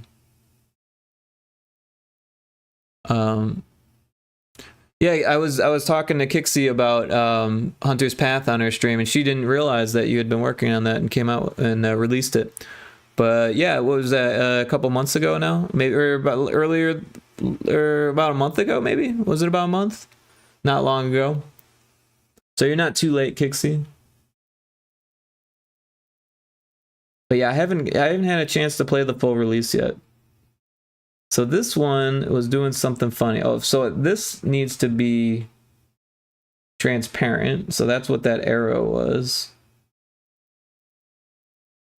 But for whatever reason, it didn't do what it was supposed to do.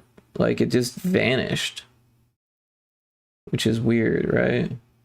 So it waited and then moved to... Maybe it's because it doesn't have a diagonal animation.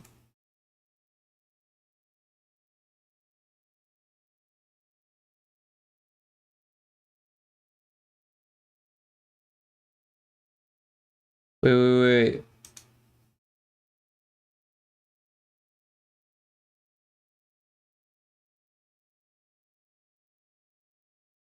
Maybe it's because it doesn't have a down animation.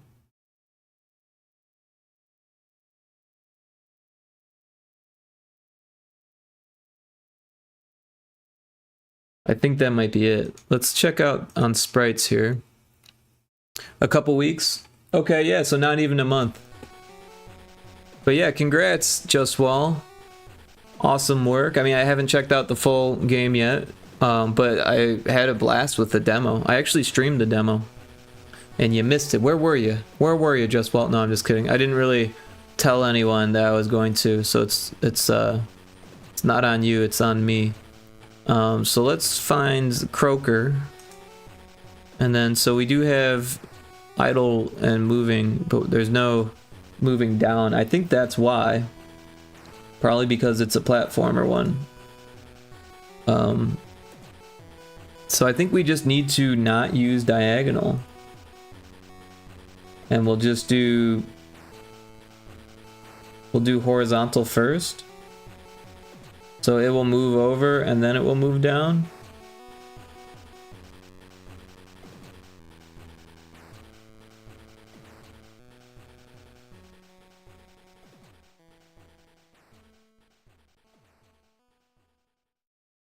Well, let's try it again.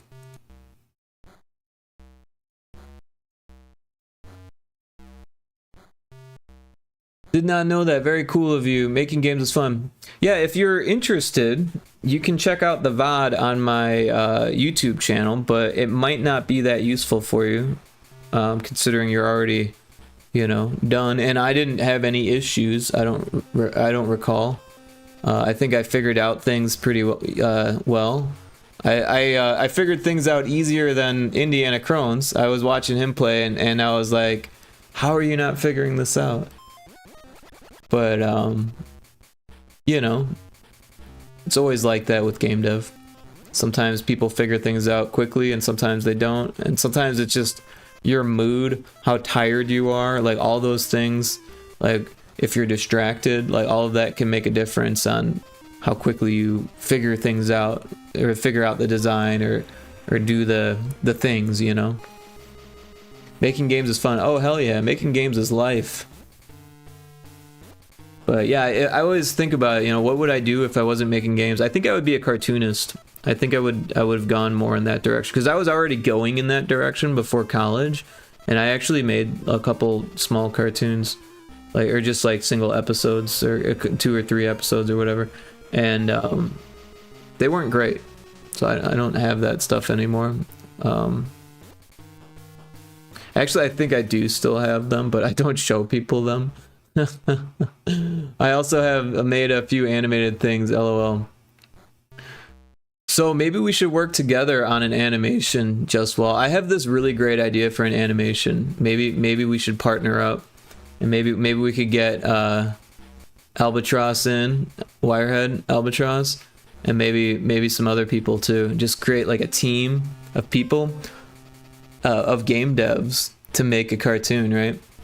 So because this idea is to make the cartoon using a game engine, right? I don't know, you probably are familiar with Code Monkeys, right? Well, I was thinking like it would be kind of like Code Monkeys in the sense where it looks like a video game, but not like Code Monkeys, where the humor would actually be like somewhat PC, right? You know, so that would be a thing. Like, I mean, it would still be funny, but you know, we wouldn't have characters like Black Steve, you know, not saying we can't have black people, but we wouldn't call them Black Steve, you know what I'm saying? Like things like that, you know, less racism or no racism rather, right? All of that, you know, get rid of all this shit. Yeah, you just run it and film it. Exactly. You set up the different scenes, right? And then you get to play them for each episode, right? And then of course the dialogues and stuff like that, you know, that would have to be done for each episode. But a lot of the work would be like front loaded, right? I'm not saying it wouldn't be work, but it would be front loaded.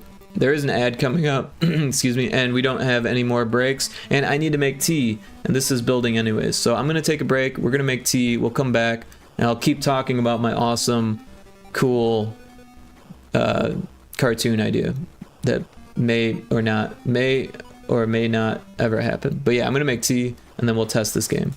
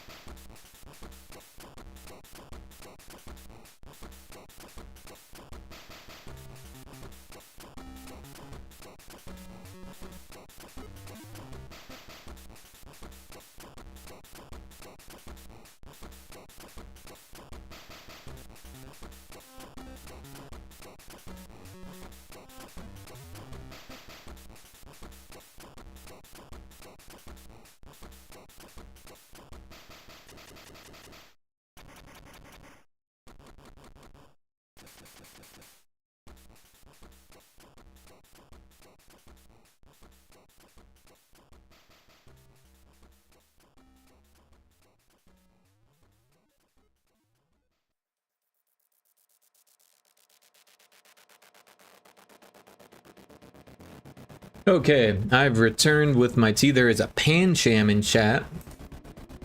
If you want a pokey catch. Uh-oh. I'm out of Pokeballs.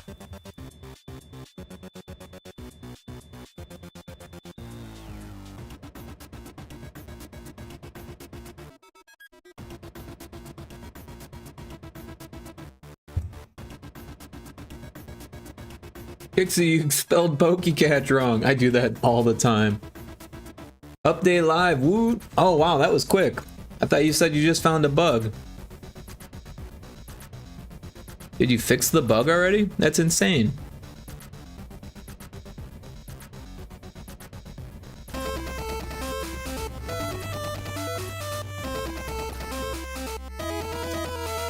Yep, and we squashed it. Wow, that's cool.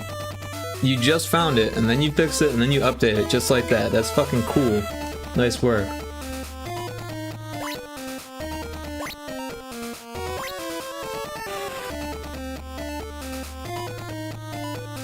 So it doesn't want to go down. It says, nope, can't do that.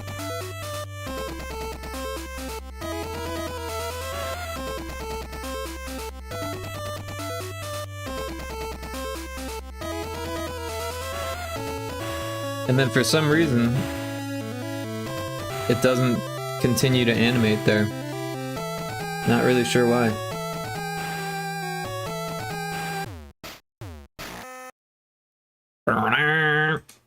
But one thing we could try is telling it to, oh, maybe it's because it's diagonal. What we could do is we'll do direction, set actor facing direction that way, and maybe that will help. And this should be facing that way.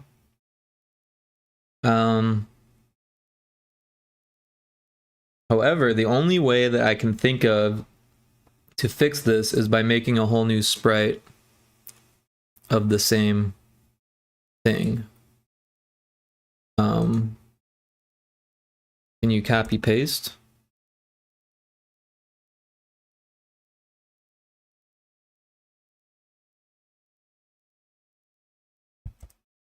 No, that just added another frame. What if we copied it in the game file?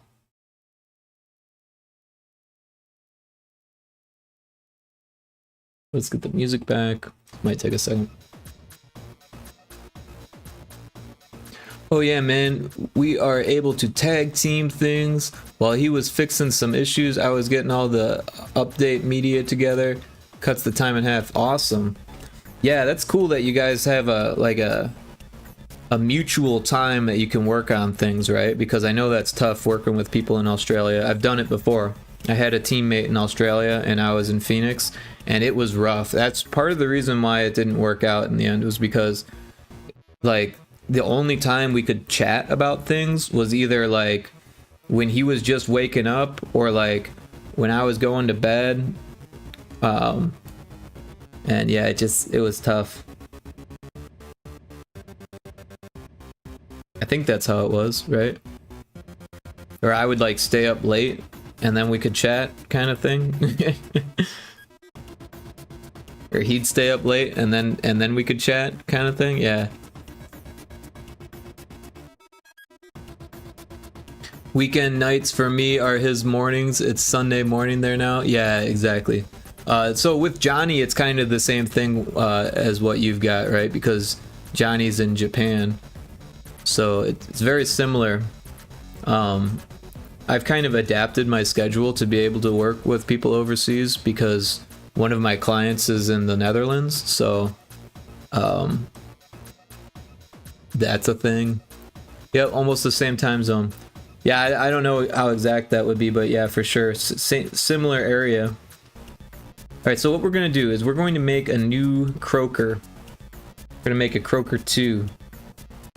And we're going to set it with different stuff so that we don't break the original croaker, but then we can do more with it.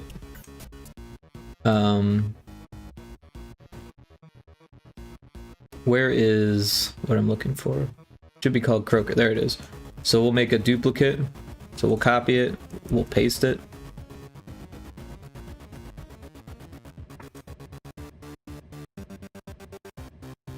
We'll call it Croaker Down. Croaker Down.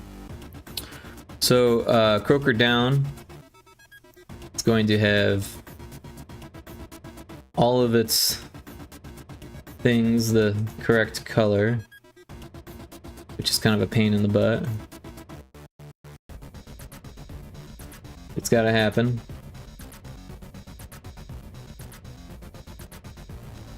But yeah, so for this idea that I have for a cartoon, and I've actually started writing it a little bit, or like getting the ideas down, but the concept is that it would be game devs, right? So the main characters would be game devs, and then also streamers, right? So content creators and game devs would be like all of the characters, right?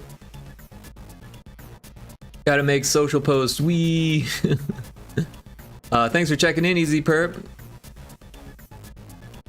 So yeah, that way there would be like dialogue between the content creators and the game devs, and then, you know, like the game devs could also be content creators, right? And then the content creators could be playing the games that the game dev makes, right? There could be like freelancers, you know, artists that do things for both the game devs and the content creators. So there's like, you know, that social like aspect, and then it being like almost all online, right? So like in Code Monkeys, they like we're almost always at the game studio. Well, like in this, the game studio would be online, right? So it would all be like there would be a lot of chat messages and like video calls, right? And then streams. So like, you know, a lot of information would get passed through like either video calls or streams or text messages or you know, Discord messages, that kind of thing. So we're gonna just do, or we'll do,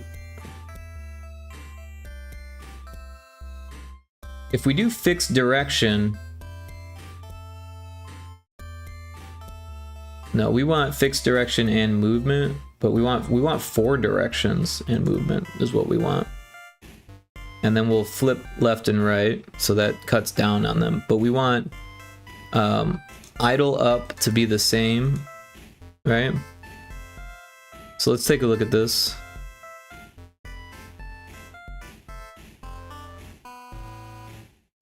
So that's not exactly right, right? So we want it to look just like this. So this is the idle, it's 4 frames. And then we've got moving right is 3 frames. And then we've got jump, which is 4 frames. And yeah.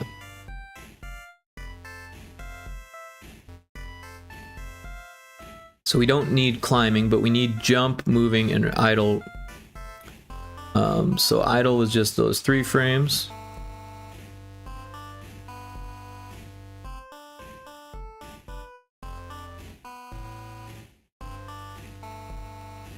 So we can remove everything after.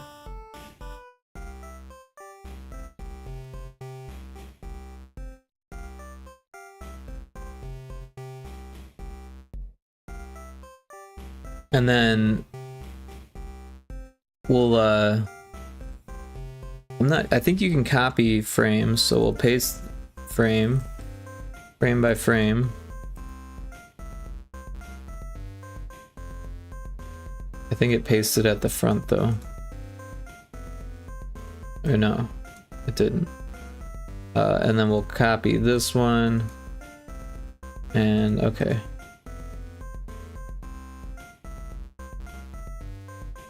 And then we want the same thing here.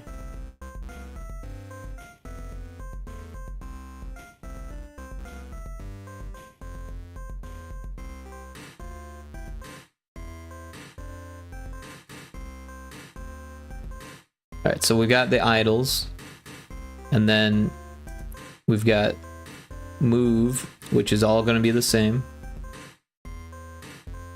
But this way, it can move up and down without it just disappearing off the screen.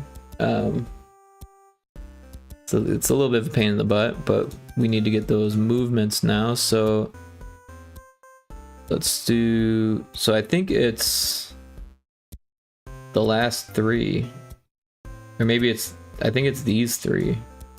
So this will be the first frame, I think. Let's double check here. If we go to Croaker and we go moving.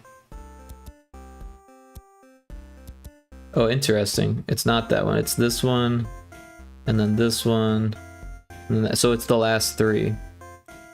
All right, so let's do that. So we've got moving right. We'll remove this one. We'll do this. We'll make it green. I'll add another one.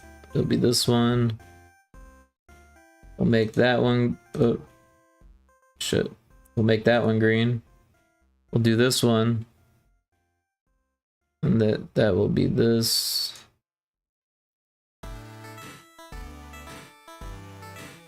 Alright, so now we've got the moving one, and we want it to be the same for each of these. So we'll copy these frames. Delete this one. Copy this frame, put it there. Put it there too. And then this one, copy that one, put it there, and put it there. And then we'll grab the first one again and put it there, there. And then we'll delete this one. And yeah, so we've got those. And then we need to make that jump frame, right? Because we're gonna need that. So we can rename it to jump. And it'll just be idle, that's fine. And then, so we'll take the jump animation, which is this one. So we've got this frame, the next frame, that frame. And so the last 4 frames for jump. So let's go to this one, Croaker down, and give it the jump. So this one will be this. We'll set it to that. Flying through the air. Set that one to that. Flying higher through the air. Set it to that. And landing. And that will be green also. So that way we've got a jump animation for when we need it to jump. But yeah, now we can make it move up and down. So that's what all of that was for. So for this, we'll change it to Croaker down. And now it should be able to move diagonally even. So let's try that. And this one we'll set to diagonal as well.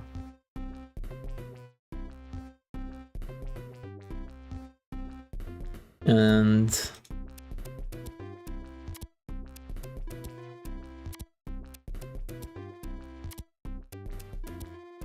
this one should be fine. So let's give this a test now. So we'll export it as a ROM. Yeah, it could be a cool way to make a cartoon. The hardest part is all the dialogue, then doing the voices. Yeah, so honestly, like, the writing would be the hardest part for me. I fucking love voice acting, but obviously I can't act all the characters, right? But I would be fine absorbing pretty much any character that we couldn't find. But also, you know, I mean, as much as I'd like to pay voice actors, we might be able to find like novice voice actors that aren't like, you know, they're still like starting, you know, so that way, you know, I don't know, like I said, it would be nice to pay people, but if we're not making any money, then it would be hard to pay people if you're not making any money, right?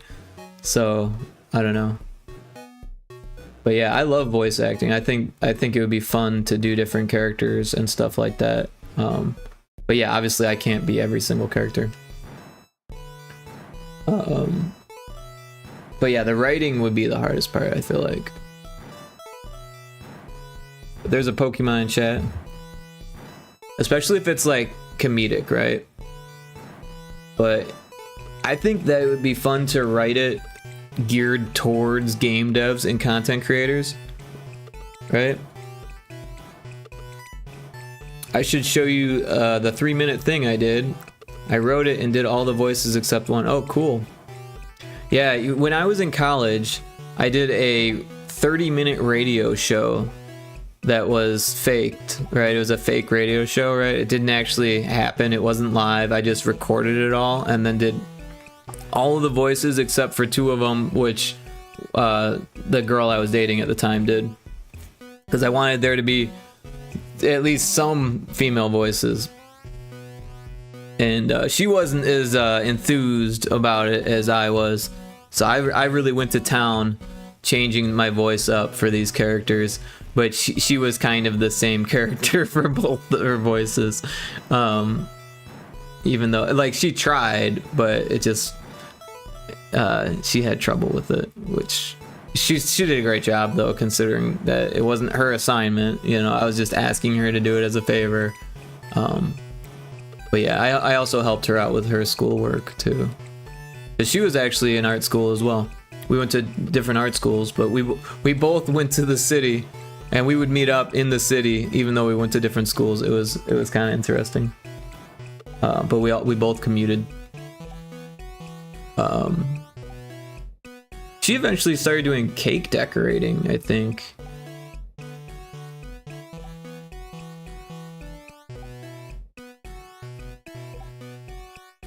But yeah, I'd be down to see what you worked on for sure. The radio show that I did, it got an A+ in the class, and unfortunately I lost the master of it. But I still had the project file, but I lost some of the sound bites that I used for some of the background music and the commercials. So I had to figure out what I did, and I couldn't get it exactly right because I didn't have the master. So I just kind of winged it and made another rendering of it. And then years later, I was like, I want to make another one, and I got my drunk friend to agree, and we tried to make it, and then I just never finished that one. All right, here we go.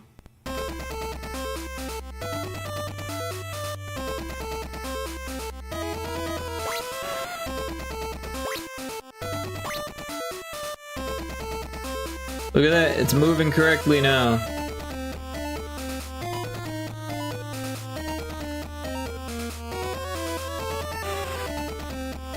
But it's still not idling correctly. I don't know why that is. I wonder if we switched it to Croaker down, maybe it would.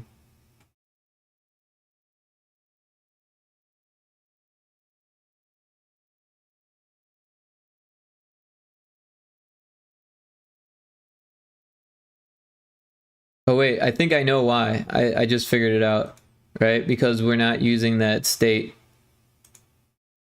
See how it says if local equals 0? We're not doing that on this. That's why it's happening. So we need the if variable compare with value local 0, and then we'll move it. And before we do that, we'll increment the variable. So that way it only happens once. And then it allows itself to breathe. And that should fix it. Let's test that out. Make sure we got that. Nice. Yeah, no, I really like making voices and stuff. I think the comedy is probably the hardest part, the writing.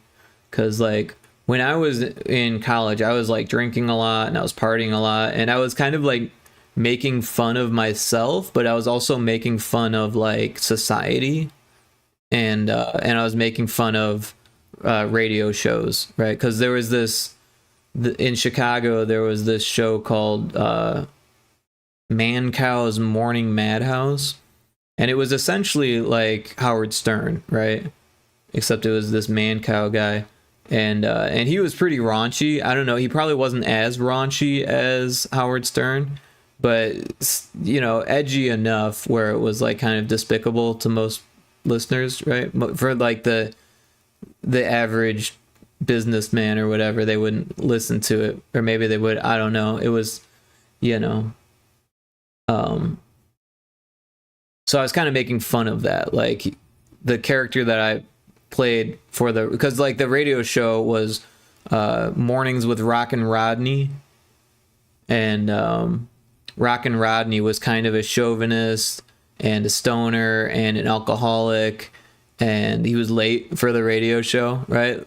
Like for the first 15 minutes of the radio show, he's not even there, and like this one guy who like sound like I tried to make him sound like he, you know, wasn't firing on all cylinders type, and he was like, oh no, Rodney's not here, what am I gonna do, you know? And then he like, oh, I guess I can hit these buttons and stuff, and maybe it wasn't 15 minutes, but like the first few minutes of the show, and then Rodney's like, hey, I'm here guys, you know, and like, and I'm not doing the voices justice because I don't really remember exactly the voices I made.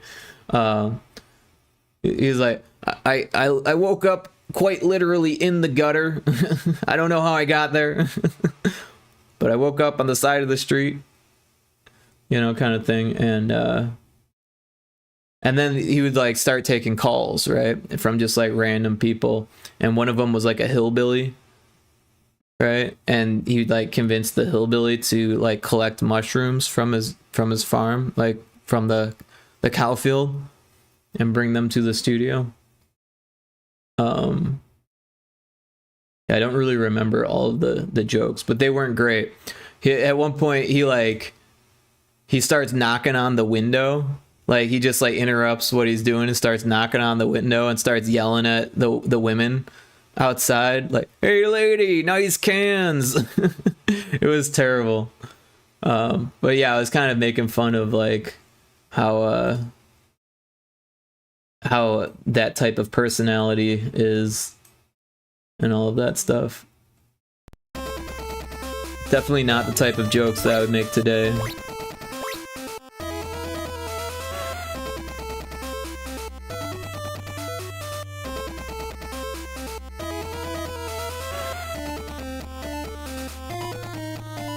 Oh, we got him idling.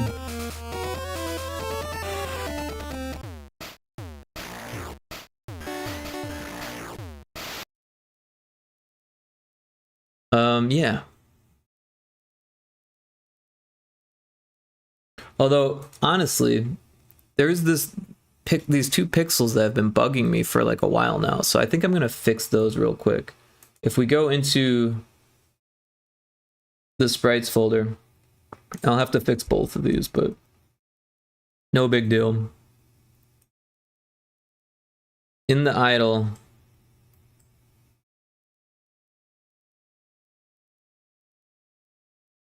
there's like one pixel that's bothering me on each of these frames. I guess it's more than one.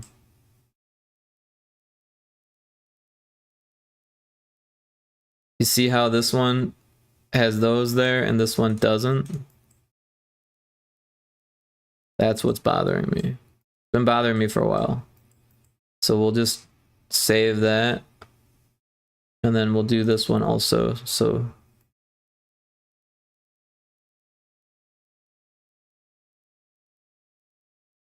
and that should fix that. Although this has it too. But I don't think we actually use those frames. I'll fix it on this one too.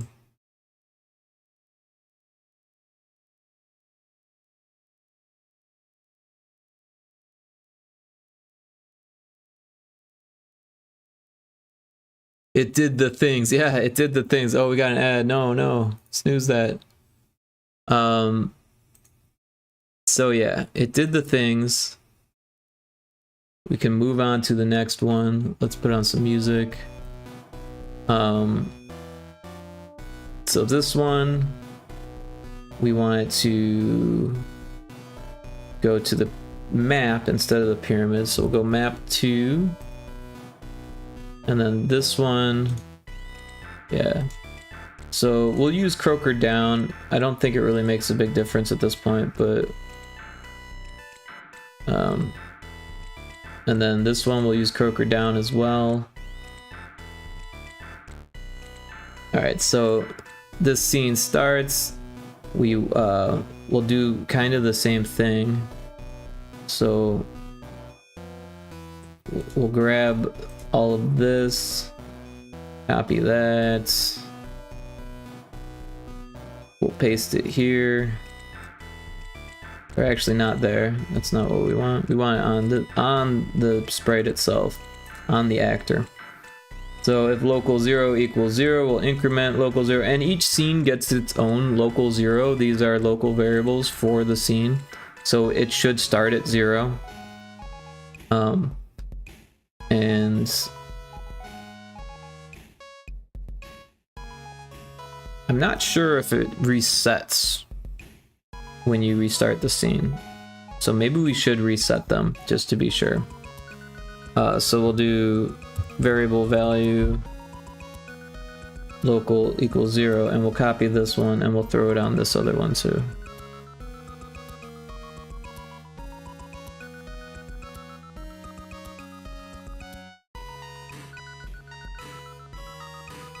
And I'm wondering if we need to do the same thing for these. We probably should.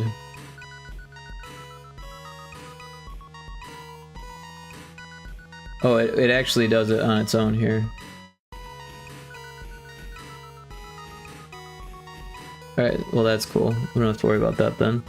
And then these ones, I don't think... Oh yeah, they do use the local, so we'll set that to that. This one. Set that there.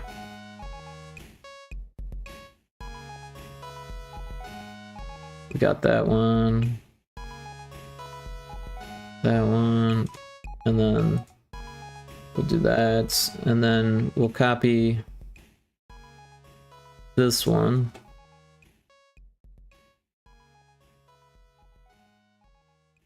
To this one.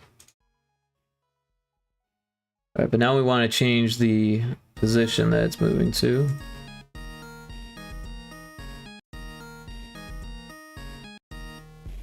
And we want to change the direction to left.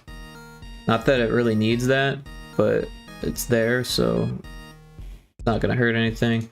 And then this one, or no, we want this one first. So where it says camera position, that's fine, but we want it to also lock camera to player. And the speed will be probably instant.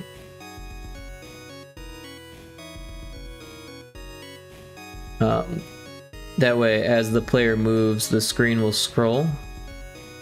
And we could do that here too.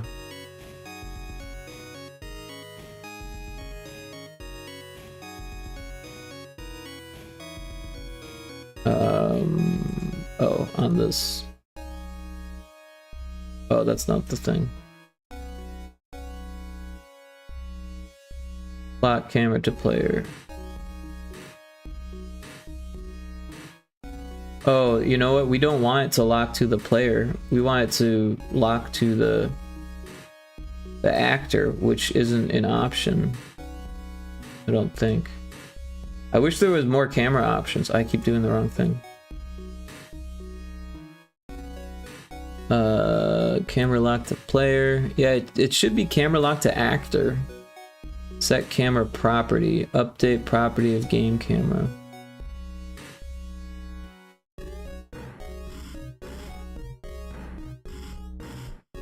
Move camera.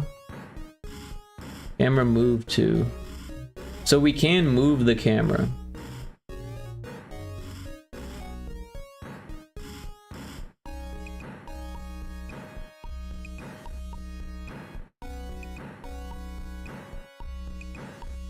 So when it starts, you don't see the pyramid, but when it ends, you do see the pyramid.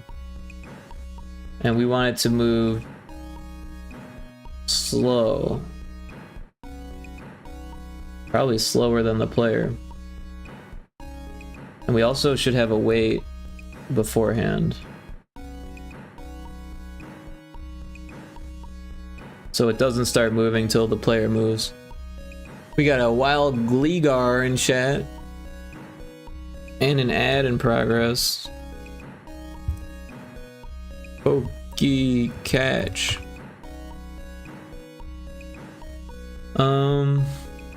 Alright, so this one we want to move the camera also. So yeah, this isn't gonna work. Move camera.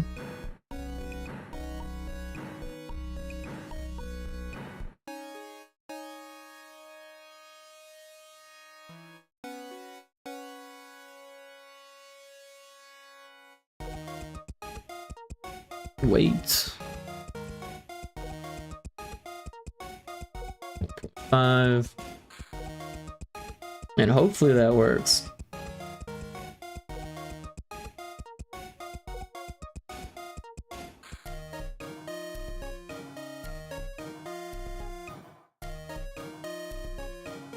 And then when we hit the button on this one, it takes us to the correct level, so that's fine. It's Pokey Shop.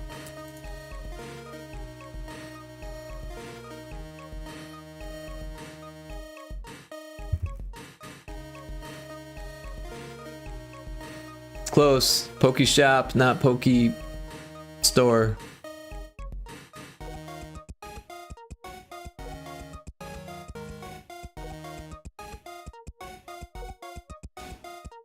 There you go. You got your balls back.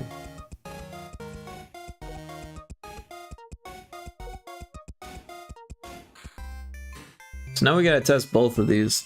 So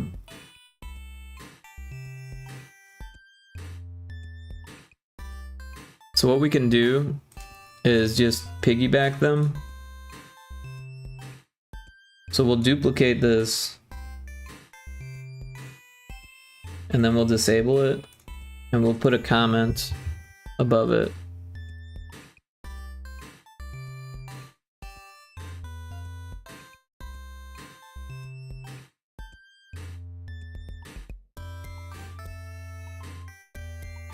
And this one will go to cutscene 3.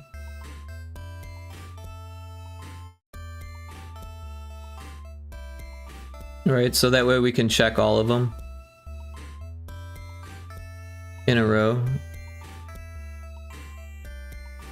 We could probably do that with this one too.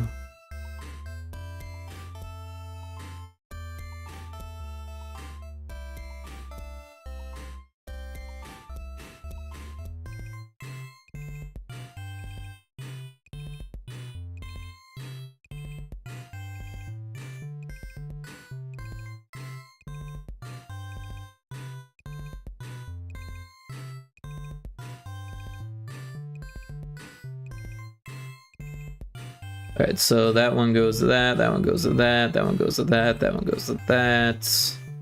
And then this one.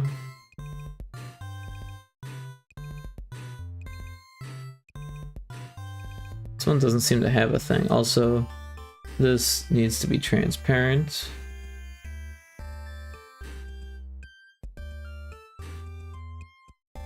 Copy this one. Paste it at the top. And we'll set it to cutscene pyramid.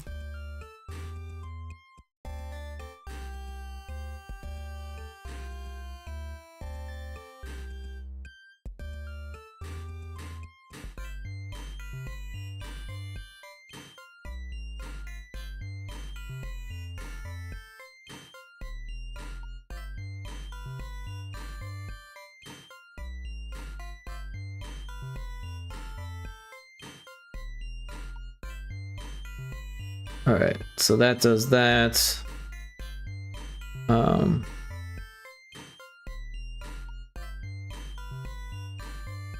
This needs to be transparent.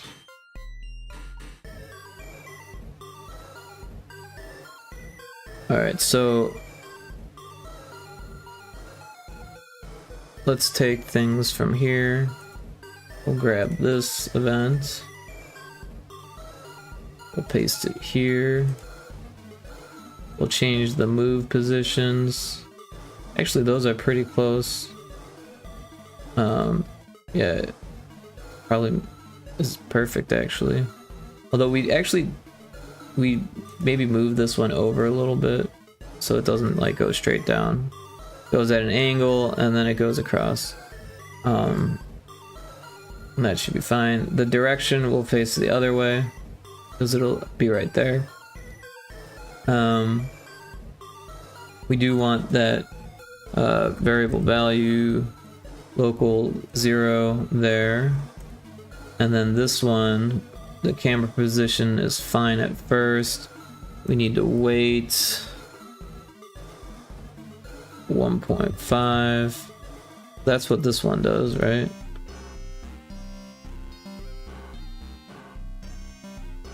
Yeah, 1.5, and then move the camera. And we want to be able to see the edge of the forest.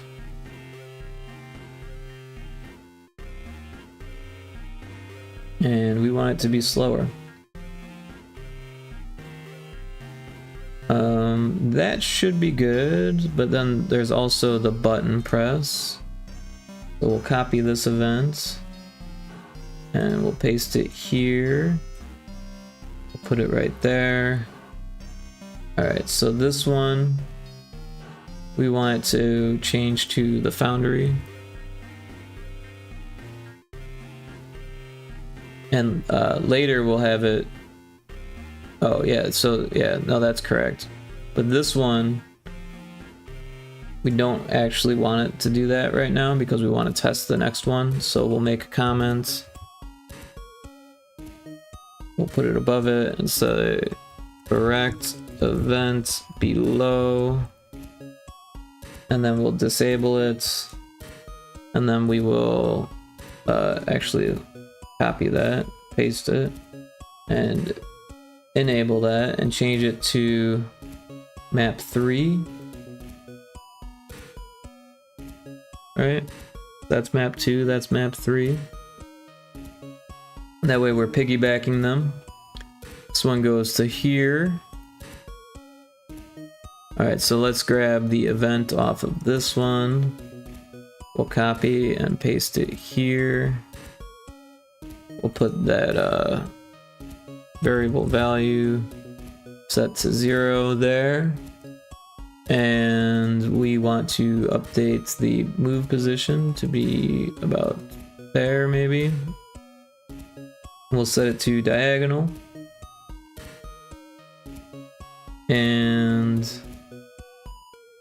the direction, we want it to be right. That should be good for that one. For the button press, we no longer want it to go to level 9. 9 plus 4 is what? 9, 10, 11, 12, 13, I think.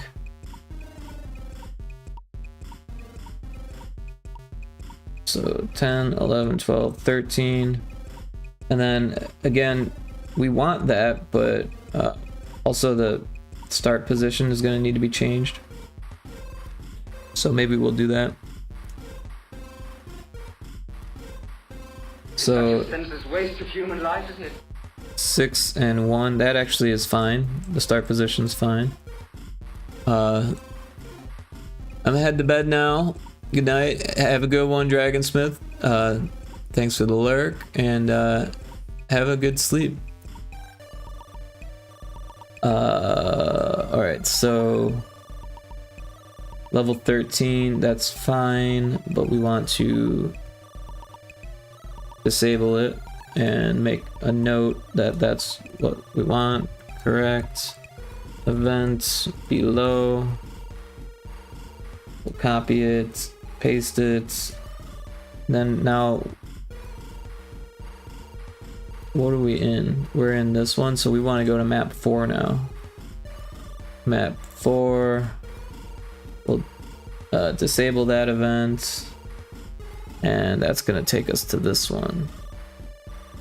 All right, so this one we want the camera position to be there at the start. Actually, we want it to be moved over just 1. So that way it's the same as where we left. And then we want to wait. And that's 1.5. And then we want to move the camera. And we're gonna move it so the ice cave is in the picture. And we want the button press from this one. So we'll copy that event. Add it to this, we'll throw it there, and then we're gonna change it to the forest.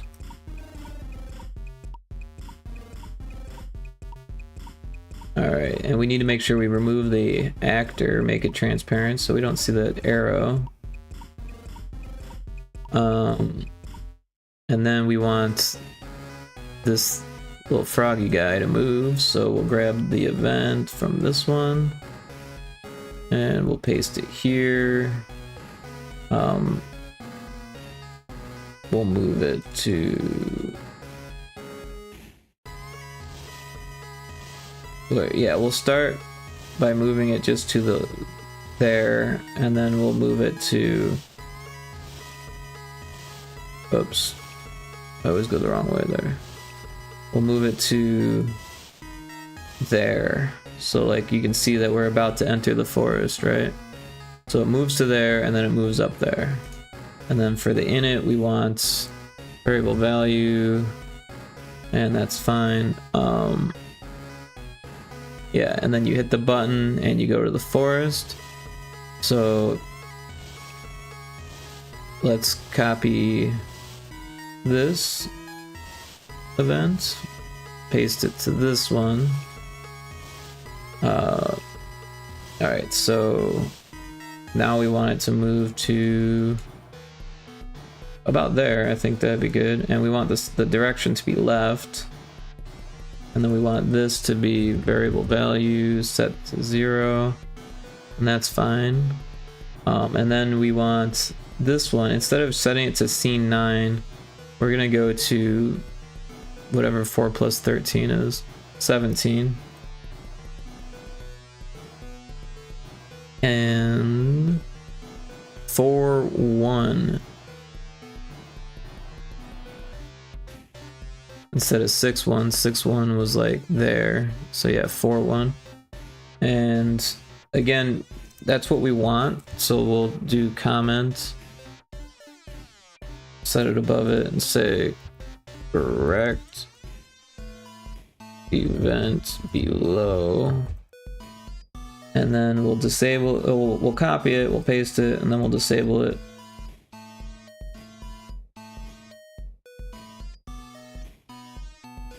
And then this one, we're gonna go back to what we're doing. And we want this one to be map 5. Oops.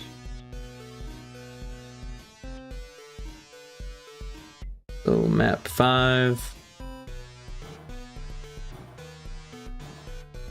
And yeah, that one's fine. So at map 5 we want to well, first we want to set the camera position to where it was, so I think it was there. And then we want to wait and then move the camera, and now we want it to be, we want it to just barely see the moon if we can. No, wait. Which one is this? No, this is when we move to the ice cave. So we won't be able to see the moon, but we'll be able to see the stars, and that's good enough.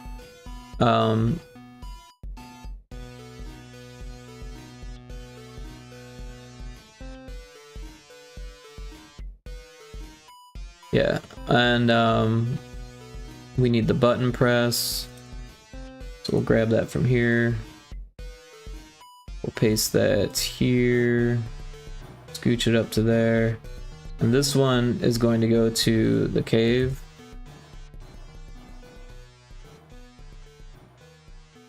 And that's fine. Alright, and then this we want to paste. No. We want to grab this event. Copy that. Did I hit the right button? Copy that and paste it here. Now we want to move to like about there, maybe. And then we want to move diagonally. Oops. To I keep hitting the wrong one. About there. Right? Or maybe there. And then we want it to be facing right, so that's okay. On init, we want variable value. I can't spell. 0. And we've got the button press going to the cave, so that's right. We've got the moving camera. That looks good. Oh, it doesn't. We don't want it instant. We want it at quarter speed. Did we do that right on this one too? No. And then this one. We got that one right. Okay. And this one. All right, that looks good.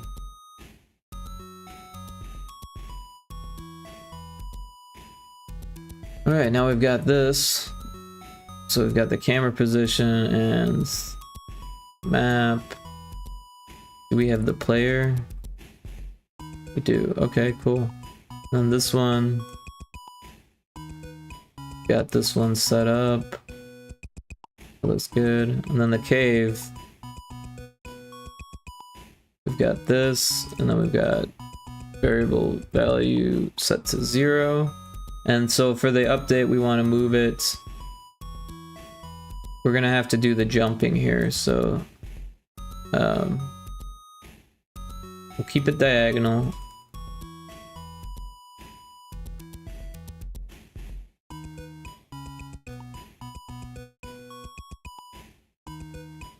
But we'll do like, we'll start it from like right there, and then we'll have it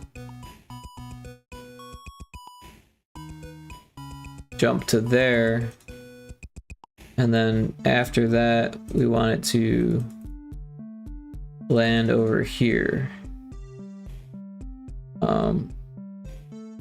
But we want it to be jumping, so we'll say set animation state. We'll set it to jump. We'll do that beforehand.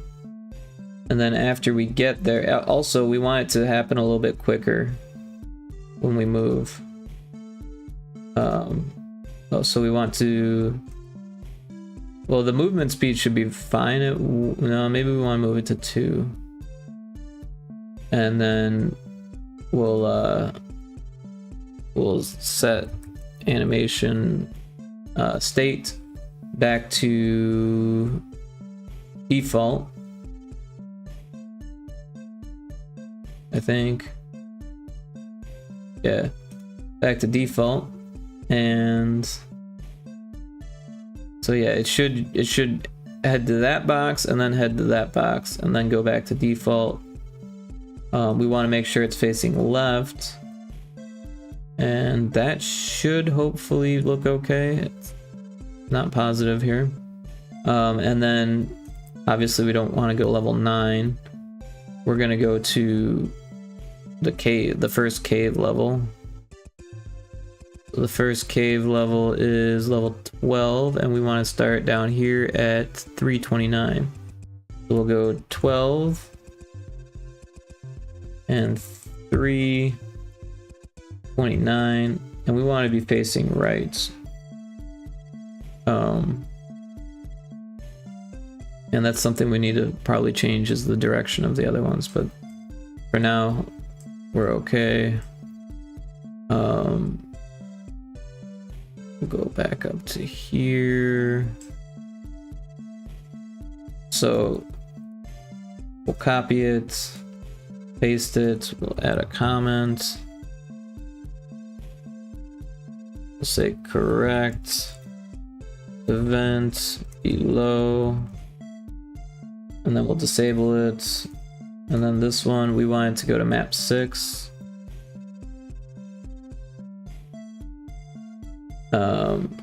Alright, so that's good for that. Alright, so camera position, let's look at where we had it end on this one. So I think it's exactly where it needs to be.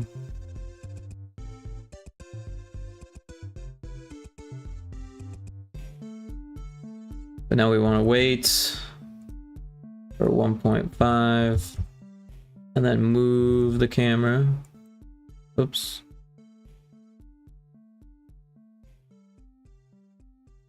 Move camera 2. And we want it to be on the moon. Looney Tune. And let's just get it right in the middle. You know what, maybe not right in the middle like that. And that's what we want for that. We want to make it so you can press the button.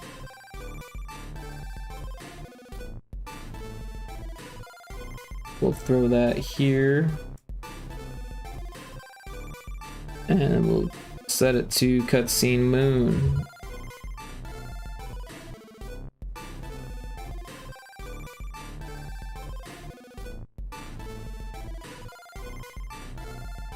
Alright, so now we need another sprite. So we'll go to our backgrounds and up, and our Pyrotoad and up. And we want animated actors, Pyrotoad. There's a couple that we want here. We want our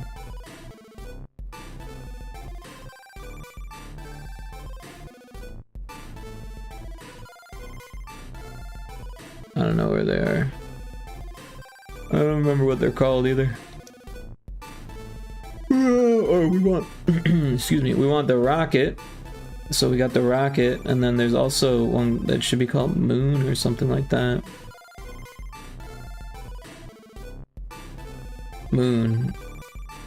Alright, so we'll copy these. We'll go to the sprites folder. We'll paste them there. And yeah, so the rocket ship should just work right off the bat, but we will have to set up the moon one if I remember accurately. So we'll set this to transparent, and then alright, so let's start by stealing this event. We'll copy it and paste it here. And so we want to move to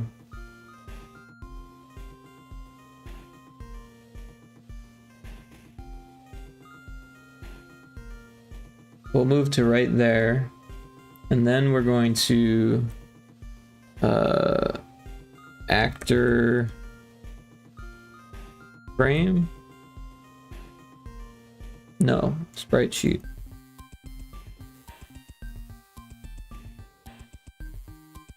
So we're gonna change this actor to the rocket. I think it's called rocket ship.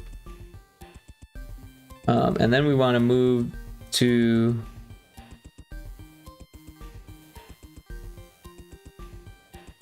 about there. And then, yeah, we want to make sure the direction's set the right place. And then we want this to have variable value set to 0. And then also the movement speed should be slow. I don't think I did that on these ones.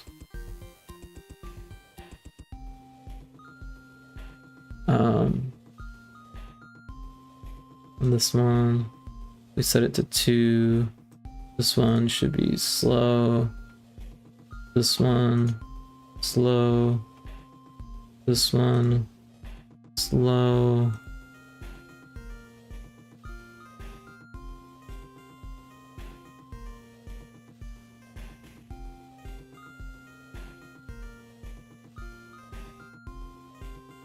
Everything seems to be good with the speeds now. So yeah, it goes to the moon. It should change to a rocket ship, go straight across, and then we'll see this one, and this one needs an actor, and it's going to be a moon. But like I said, the moon's not set up, so we need to set up the moon. Let's save while we're at it. We've done a lot of work here. So we'll go to sprites, we'll go to moon 1, and this one's a little bit of a pain to set up because there's so many frames, but other than that it's pretty easy. So we'll just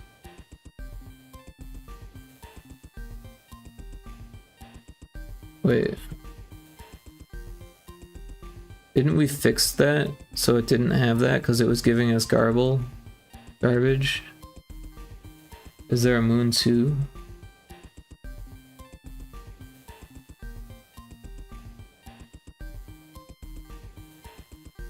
I think we fixed it and then didn't edit it. So yeah, I think that's what we did. So let's get our other folder. So we'll go to this, and then this, and then I think it was this one. And then we'll go assets and sprites. And we'll go to... Is there no moon on this one?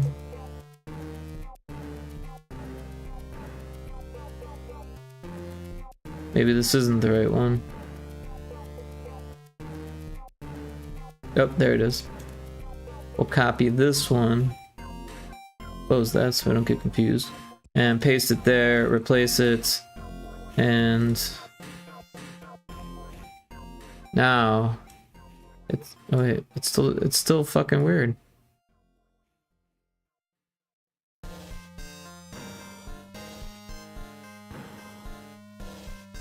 That's gonna be a problem when we get to the edge because it'll have that hanging over, and we can't have that, otherwise it'll create garbage.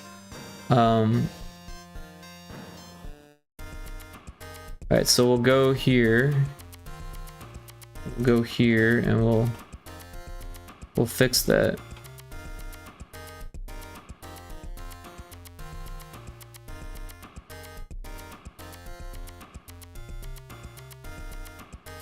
So we'll add, oh, I'm sorry, what, 8s? There we go. We'll add 8s and we'll just color it in transparent. And that should prevent us from getting that weird garbage that we got before. We'll save it. And yeah, now we can select the whole thing. And we'll have transparent frames, but that's okay. Alright, so we need to make a sprite that's this big. So what is that? 1, 2, 3, 4, 5, 6, 7, 8 by 1, 2, 3, 4, 5, 6, 7, 8. 8 by 8 is 64, so 64 by 64.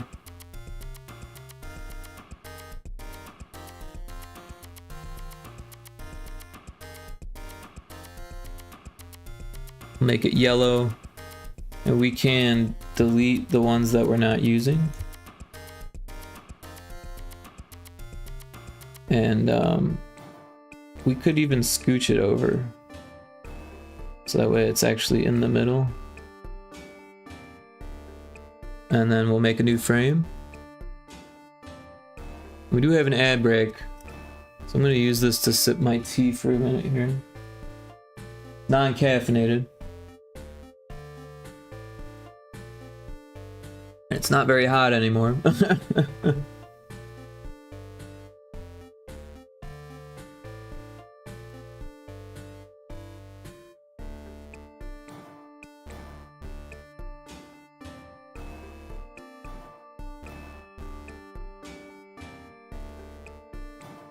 There is good tea though.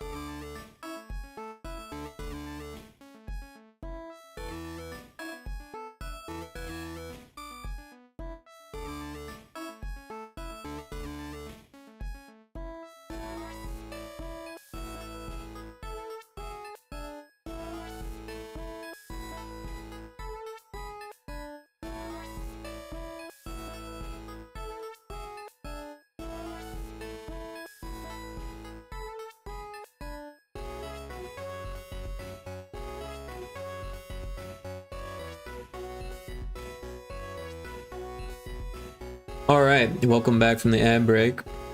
I was sipping my tea there. Alright, so we've got this. We're gonna throw it here. Oh, that's not big enough. Let's get all of it. Throw it there.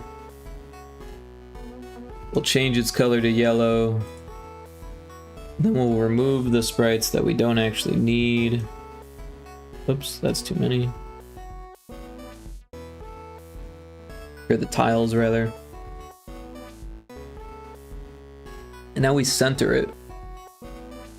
So it doesn't have to be perfect, but I'm gonna try.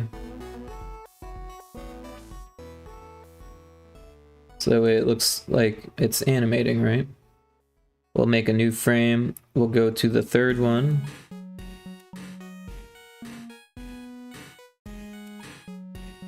Is that it? No. So which one is it?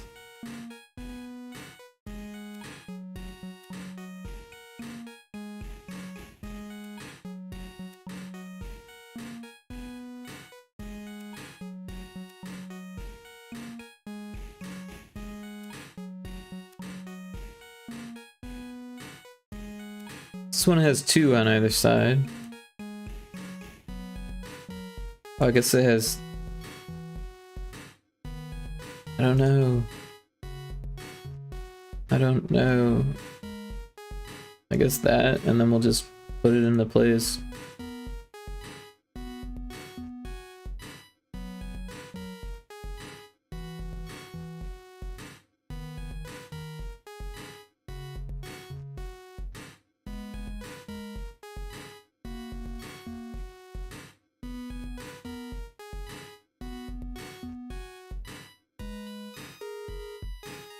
Alright, so we've got that, which it looks a little funny, but that's how it's supposed to be. And then...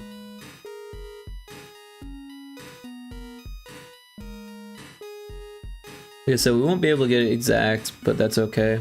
It'll be moving anyways. And then, yeah. On to the next. Oh wait, that's the same. We want the next, not the same.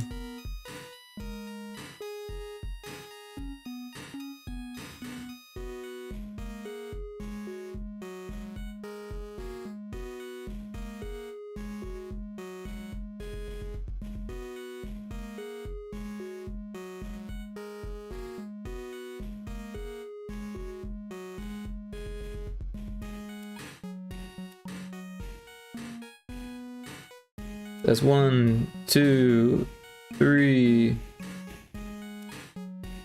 4, and this one will be 5.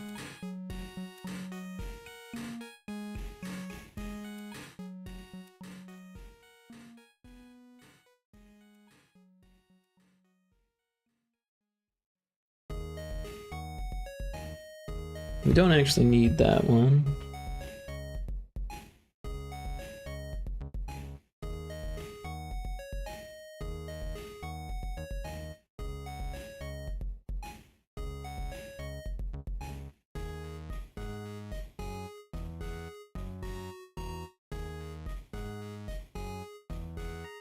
I don't think we need that one either.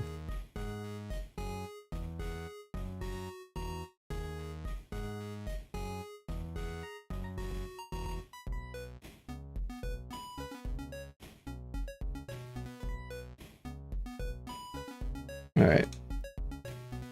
So 0, 1, 2, 3, 4. So this is the one we want.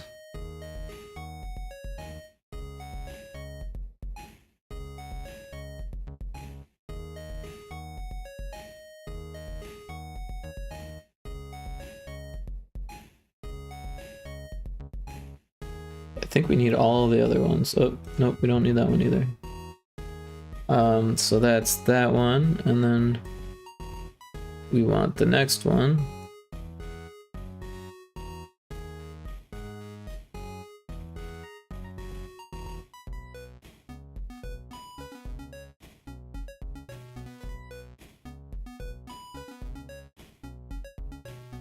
We got that one. On to the next one.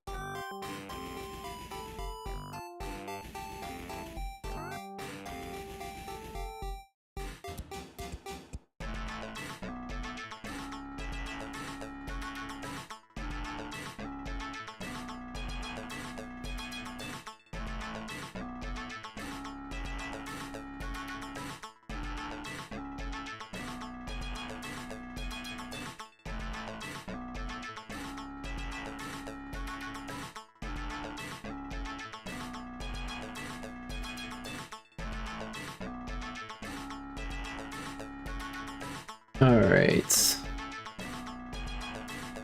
Delete those. Those.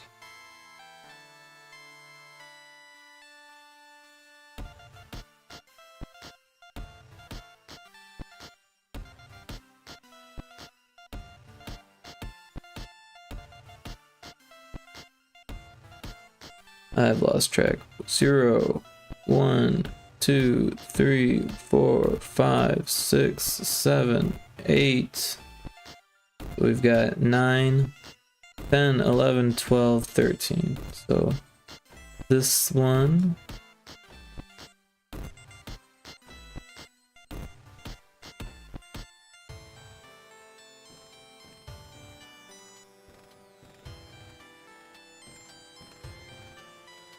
This one.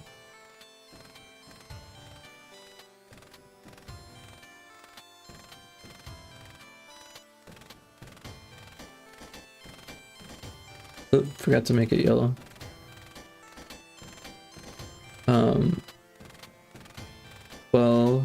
It's this one.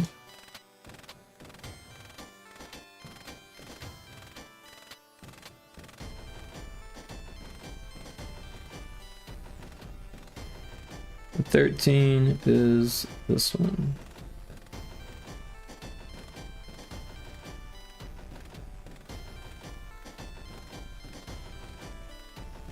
Alright, so let's take a look at it. We might need to make some adjustments here. Because it kind of takes a step up at a certain frame there, right? Yeah, so everything before that needs to be raised up a bit.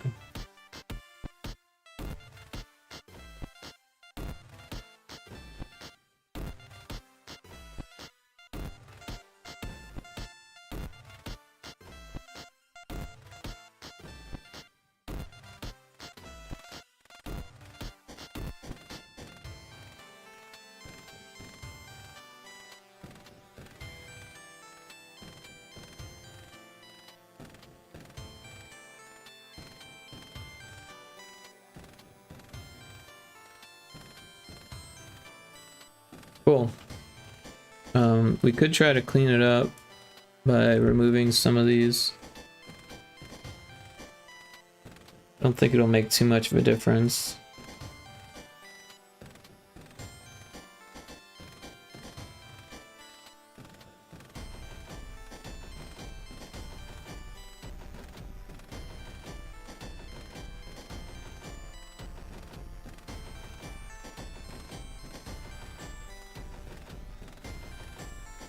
Was that one touching or not?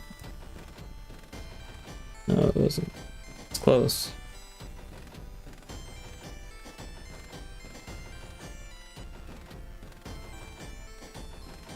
Oh, that one is touching, strangely. This one is not.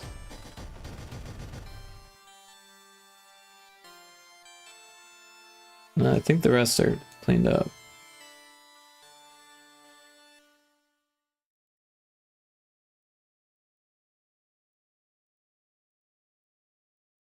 Alright, so we'll save that. That was a lot of work. We'll go back to here, and now we've got our moon. Oh, and we didn't set it up properly, so let's do that. We want it to be just fixed direction, so it's got one animation. So now we see it, we can put it into place. We want to change the animation speed to probably slower. And then, oh, that's the movement speed. It's not gonna move, doesn't matter. We want this to be slower though. But not super slow, because that's already pretty slow. So that's like less than a frame a second, right? So we want it to be just about 2 frames a second. Or yeah, maybe we want it to be faster. I don't know. It's gonna change how quickly we're moving towards the moon, right? So, but what we do want is on init, we want to set animation state, and we want to change the loop to off, so that way it doesn't loop. This one should be fine. We're not moving it. We don't need to do anything with that. But what we do want is the script for the button. So we'll throw that on. Oh, it already has it. Look at that. Alright, so we want to change this to the space level, which I don't remember the number.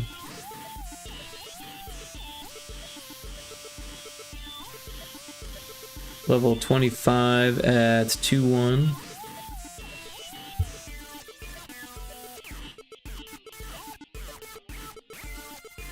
We want it to be facing right. And there's a star U in chat.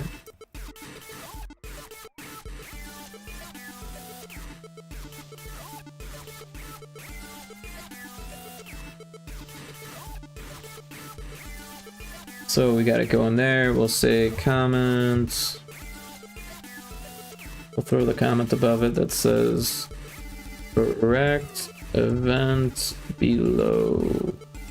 and then we will copy it, paste it, disable it, and then we'll change it to map 7.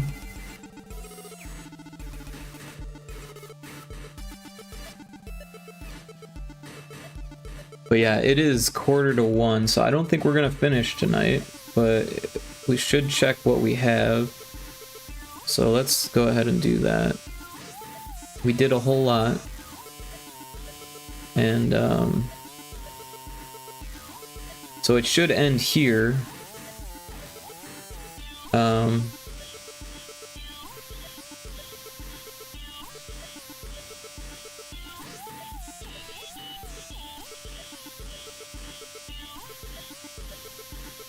We should probably move this to the other side so it's the same. I think it was so just before the star there. Oh, so it's like at the star. Ooh, I think we need to move it one more. No, that is correct. Okay. Hey, I caught the star, you. Awesome. All right, so let's test this out. Are we already building it? No. Let's do it. We'll do export as ROM. I'm gonna sip my tea.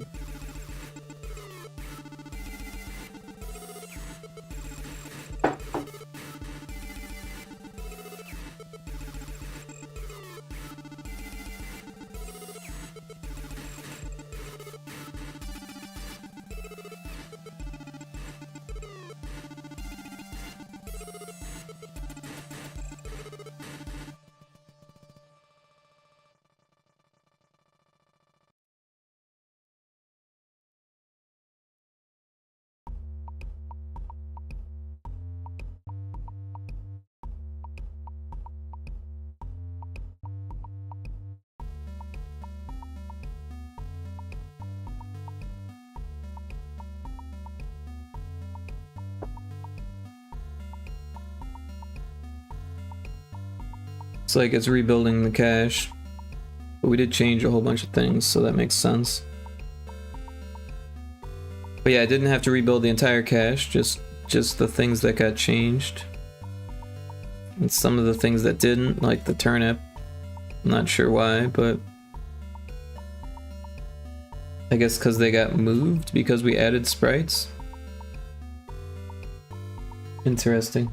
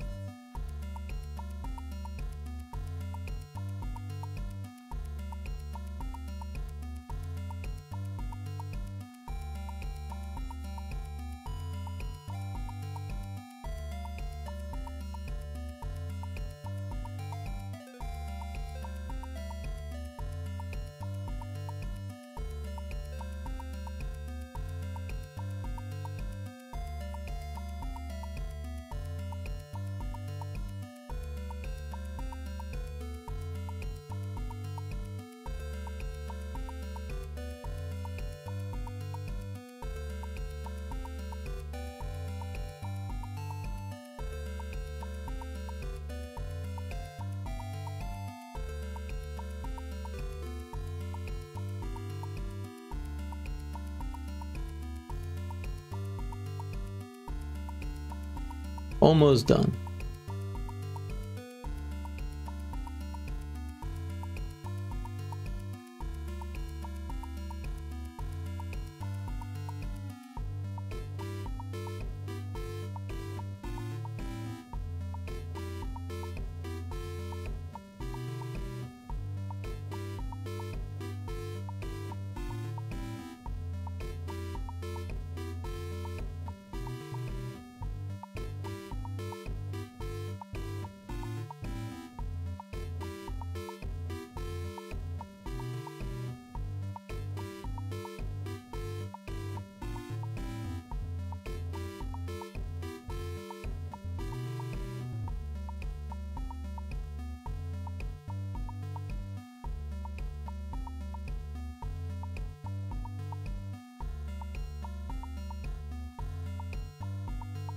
Alright, here we are. Alright, so now we're testing everything from here. Uh-oh.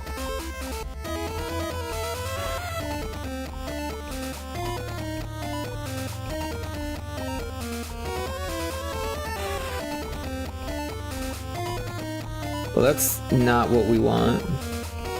I was hoping they would move together, but apparently they can't do that. It's gonna do the same thing here.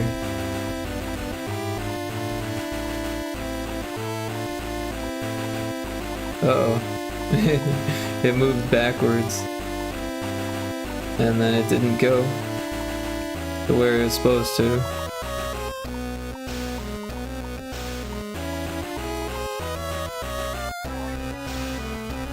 Oh, the music is still on.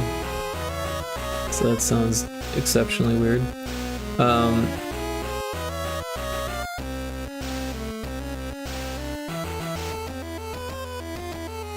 So it's quite broken.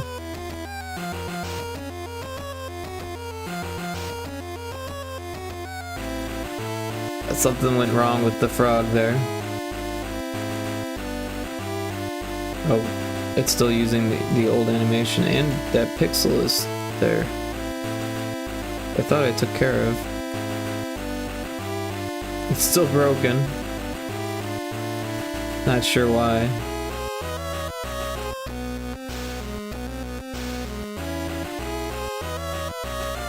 Oh. I think it's because it's using the croaker. Just blipping into existence. Oh, that arrow is there.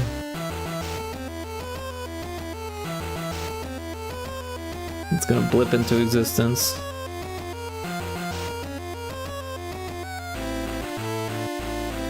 The jump actually works pretty well. Surprisingly.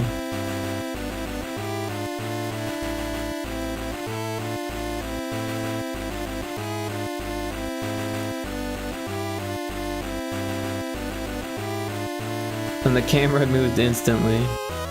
Let's see if the rocket ship appears.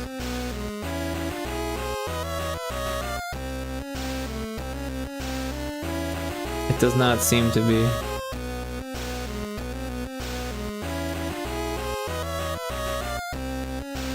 The moon's like a pretty good speed though, I think.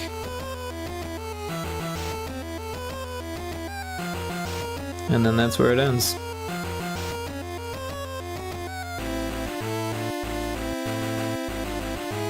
So yeah, clearly it's got some issues still. Let's try to fix a couple of these here. So this one, we'll get rid of the player.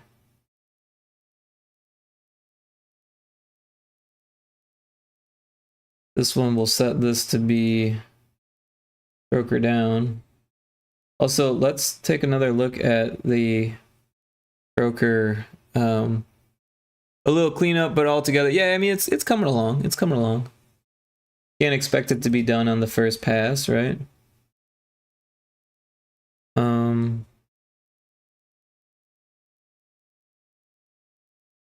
Where is that croaker? Because there's still a pixel that I tried to remove.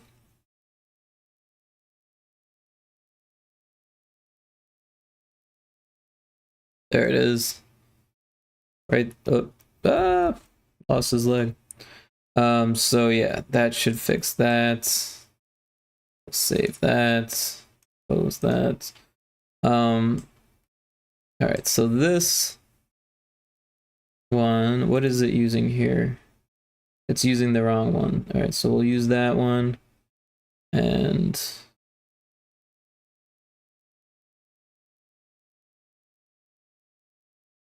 now it should move properly at least, because the croaker one can't use diagonals.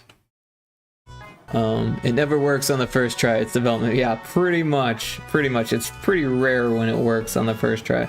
Although this one actually did work, surprisingly. It worked pretty well, even though it's using the croaker. But yeah, we should probably change that to croaker down. But the animation state still works as jump, so hopefully we don't break the one thing that worked.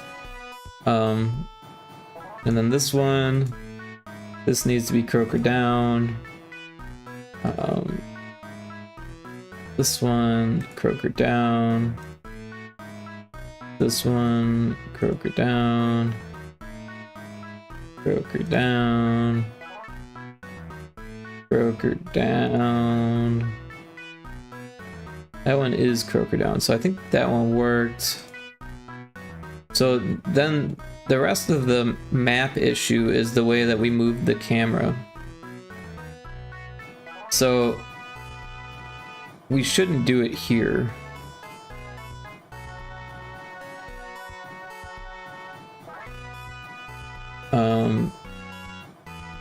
What I'm thinking is that we make a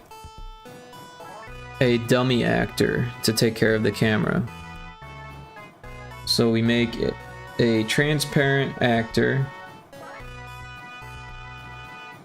that's got its own thread, right? So this has its own update thread, and this one's gonna have its own update thread also. So what we can do here is wait for 1.5, and we do need to do the same thing where we say if variable compare with value, and we'll use local 2, and we'll say if local 2 equals 0, then we wait, and then we move the camera. So we'll grab the camera movement, this one, copy it, delete it, and we can delete that, and we'll put that here. And then on init we need variable value, and we'll set this to local 2, local 1. I don't know why I used 2, it should be 1, local 1. And yeah, so hopefully that fixes it.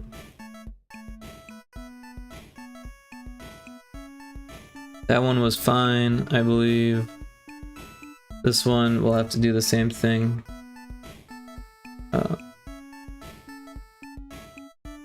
So let's just make a group. We'll throw both of those in there, and then we'll copy it and delete it. We'll make a new actor. Actually, let's just copy this actor and paste it there. Wait, why did that not work? Copy, paste. There we go. And then it's got the local 1 and the init. So what we can do is just paste the group. Oh, it's not gonna let me do that. Well, we can just move the camera to where it's supposed to be, or we can get the group again. Do we already delete the group? We did. But yeah, where the camera's supposed to be is like that.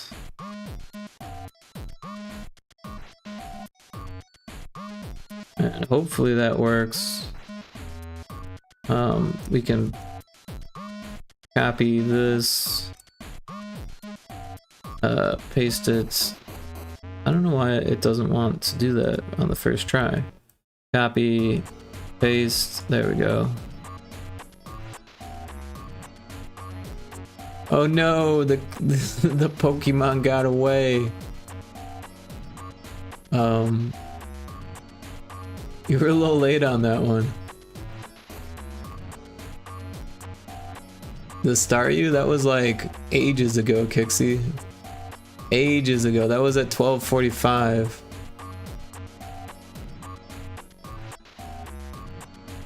But I appreciate you trying. I didn't read it all the way.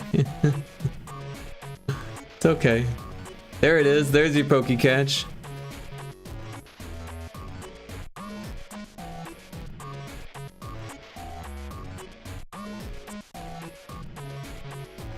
A Flittle.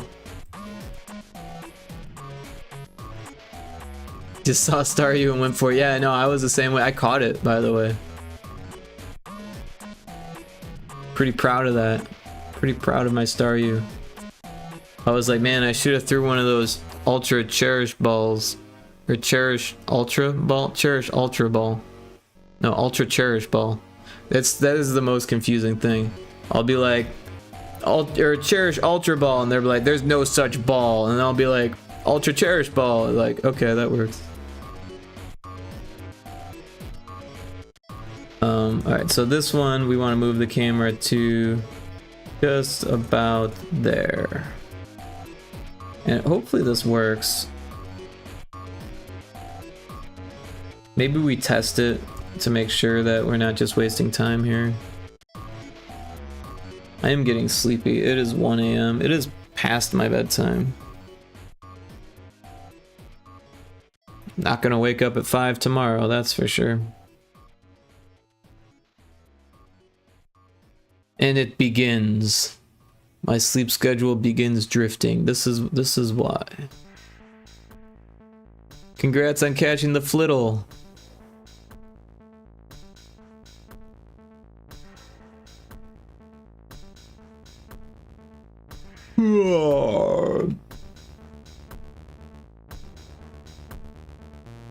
Yeah, I must really enjoy doing game dev stuff though, because like there's no other job that I've had where I would be like, I'm gonna stay up late and ruin my sleep schedule and not go to sleep because I want to do the work. That's never happened to me with any other job. Just game dev and art stuff and like music stuff and all the things that make up a game, basically.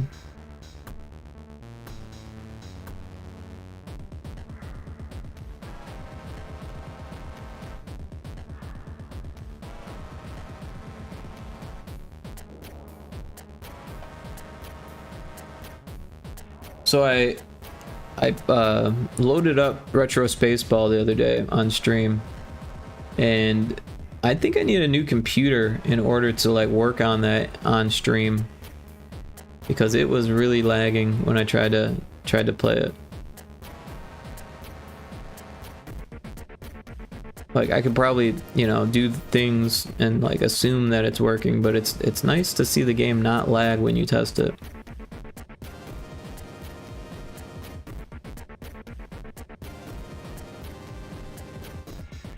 And then I could actually play games on my computer again. This one is just showing its age. Old Betsy. I don't think I ever named this one.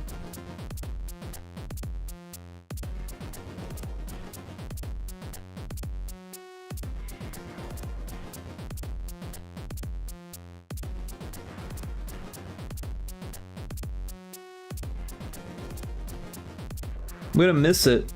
I'll probably still use it for some things, but I really like this computer. Why can't they just make them last forever?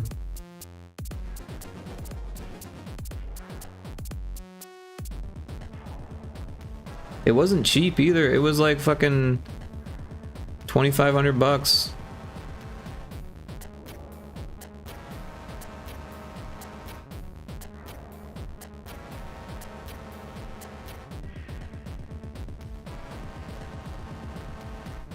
We got an ad break starting. There's nothing I can do about it. My hands are tied on this one.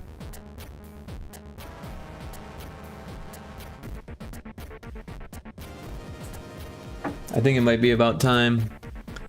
After this test, maybe I'll start looking for someone to raid during the break here.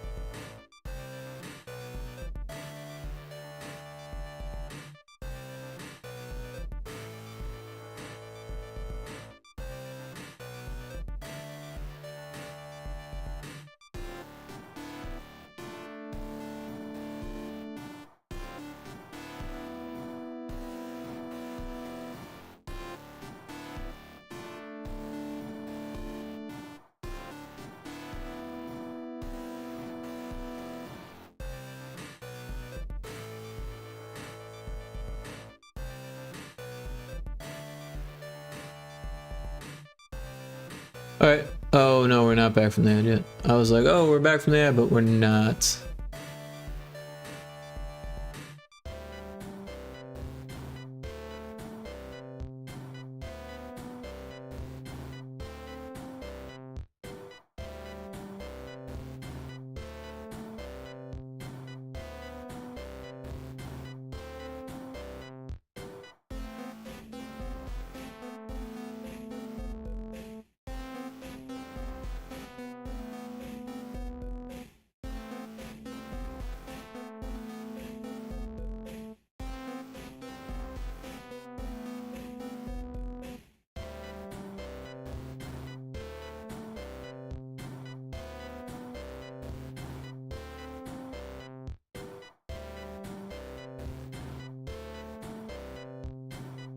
But yeah, I think we'll raid Sea Goat once we do this test.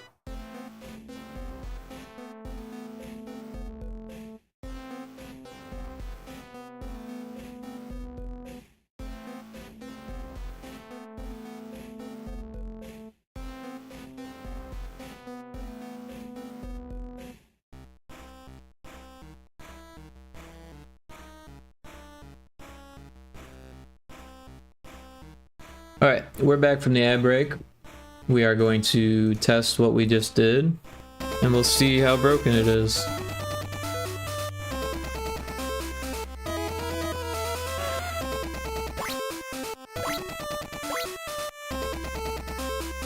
Oh, we got them working together.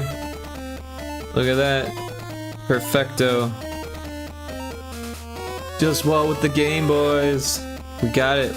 We got it doing what we want.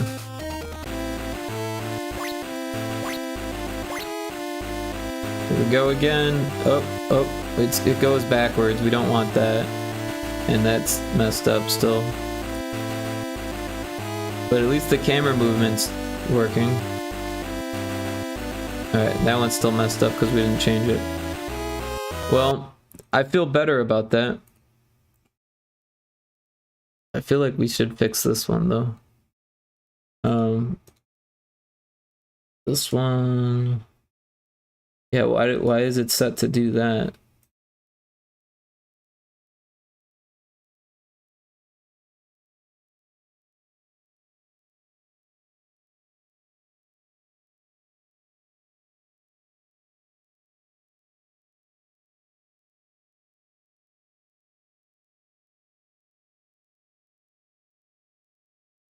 Wait. Why did we do that?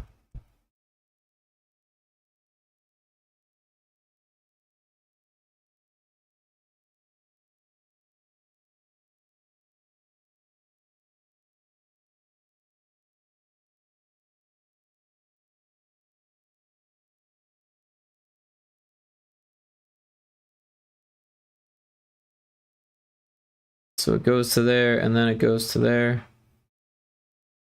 And that should be good.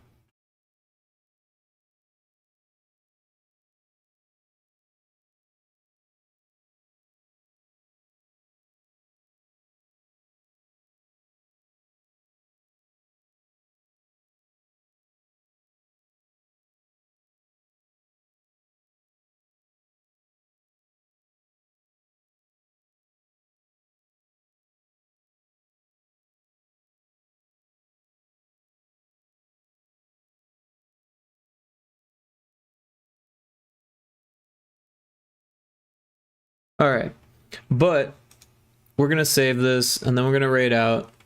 I appreciate everyone hanging out and being cool. It was a short stream. We got a lot done, and on to the next day. Can't work all night, every night. And I think we're gonna raid Sea Goat. Good fun, man. Thanks for the stream. Yeah, thanks for hanging out, Just Wall. I appreciate that. It's always fun. Yeah. So let's raid Sea Goat. I'm sure they'll appreciate the raid, even though it's small. We'll get a raid message going. If you're subbed, you can use the top one. If you're not, you can use the bottom. raid. Why isn't it showing me? There it is.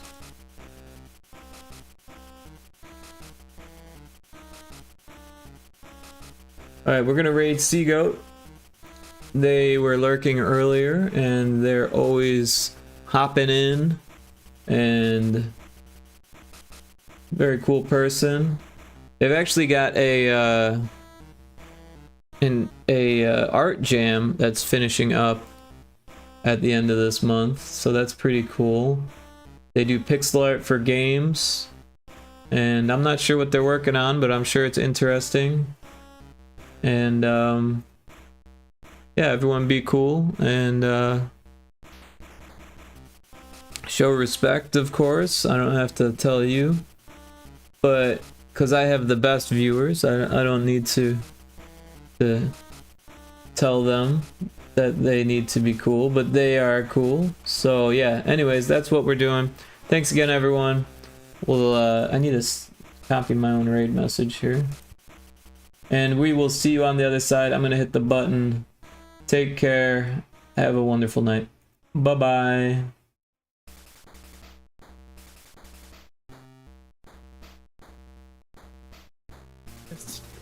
That sound like a real word, but okay. I'm sorry, that just caught me off guard. Rick is raiding the party at 3. Prepare yourself to be invaded. Over on Twitch, we're being raided, chat.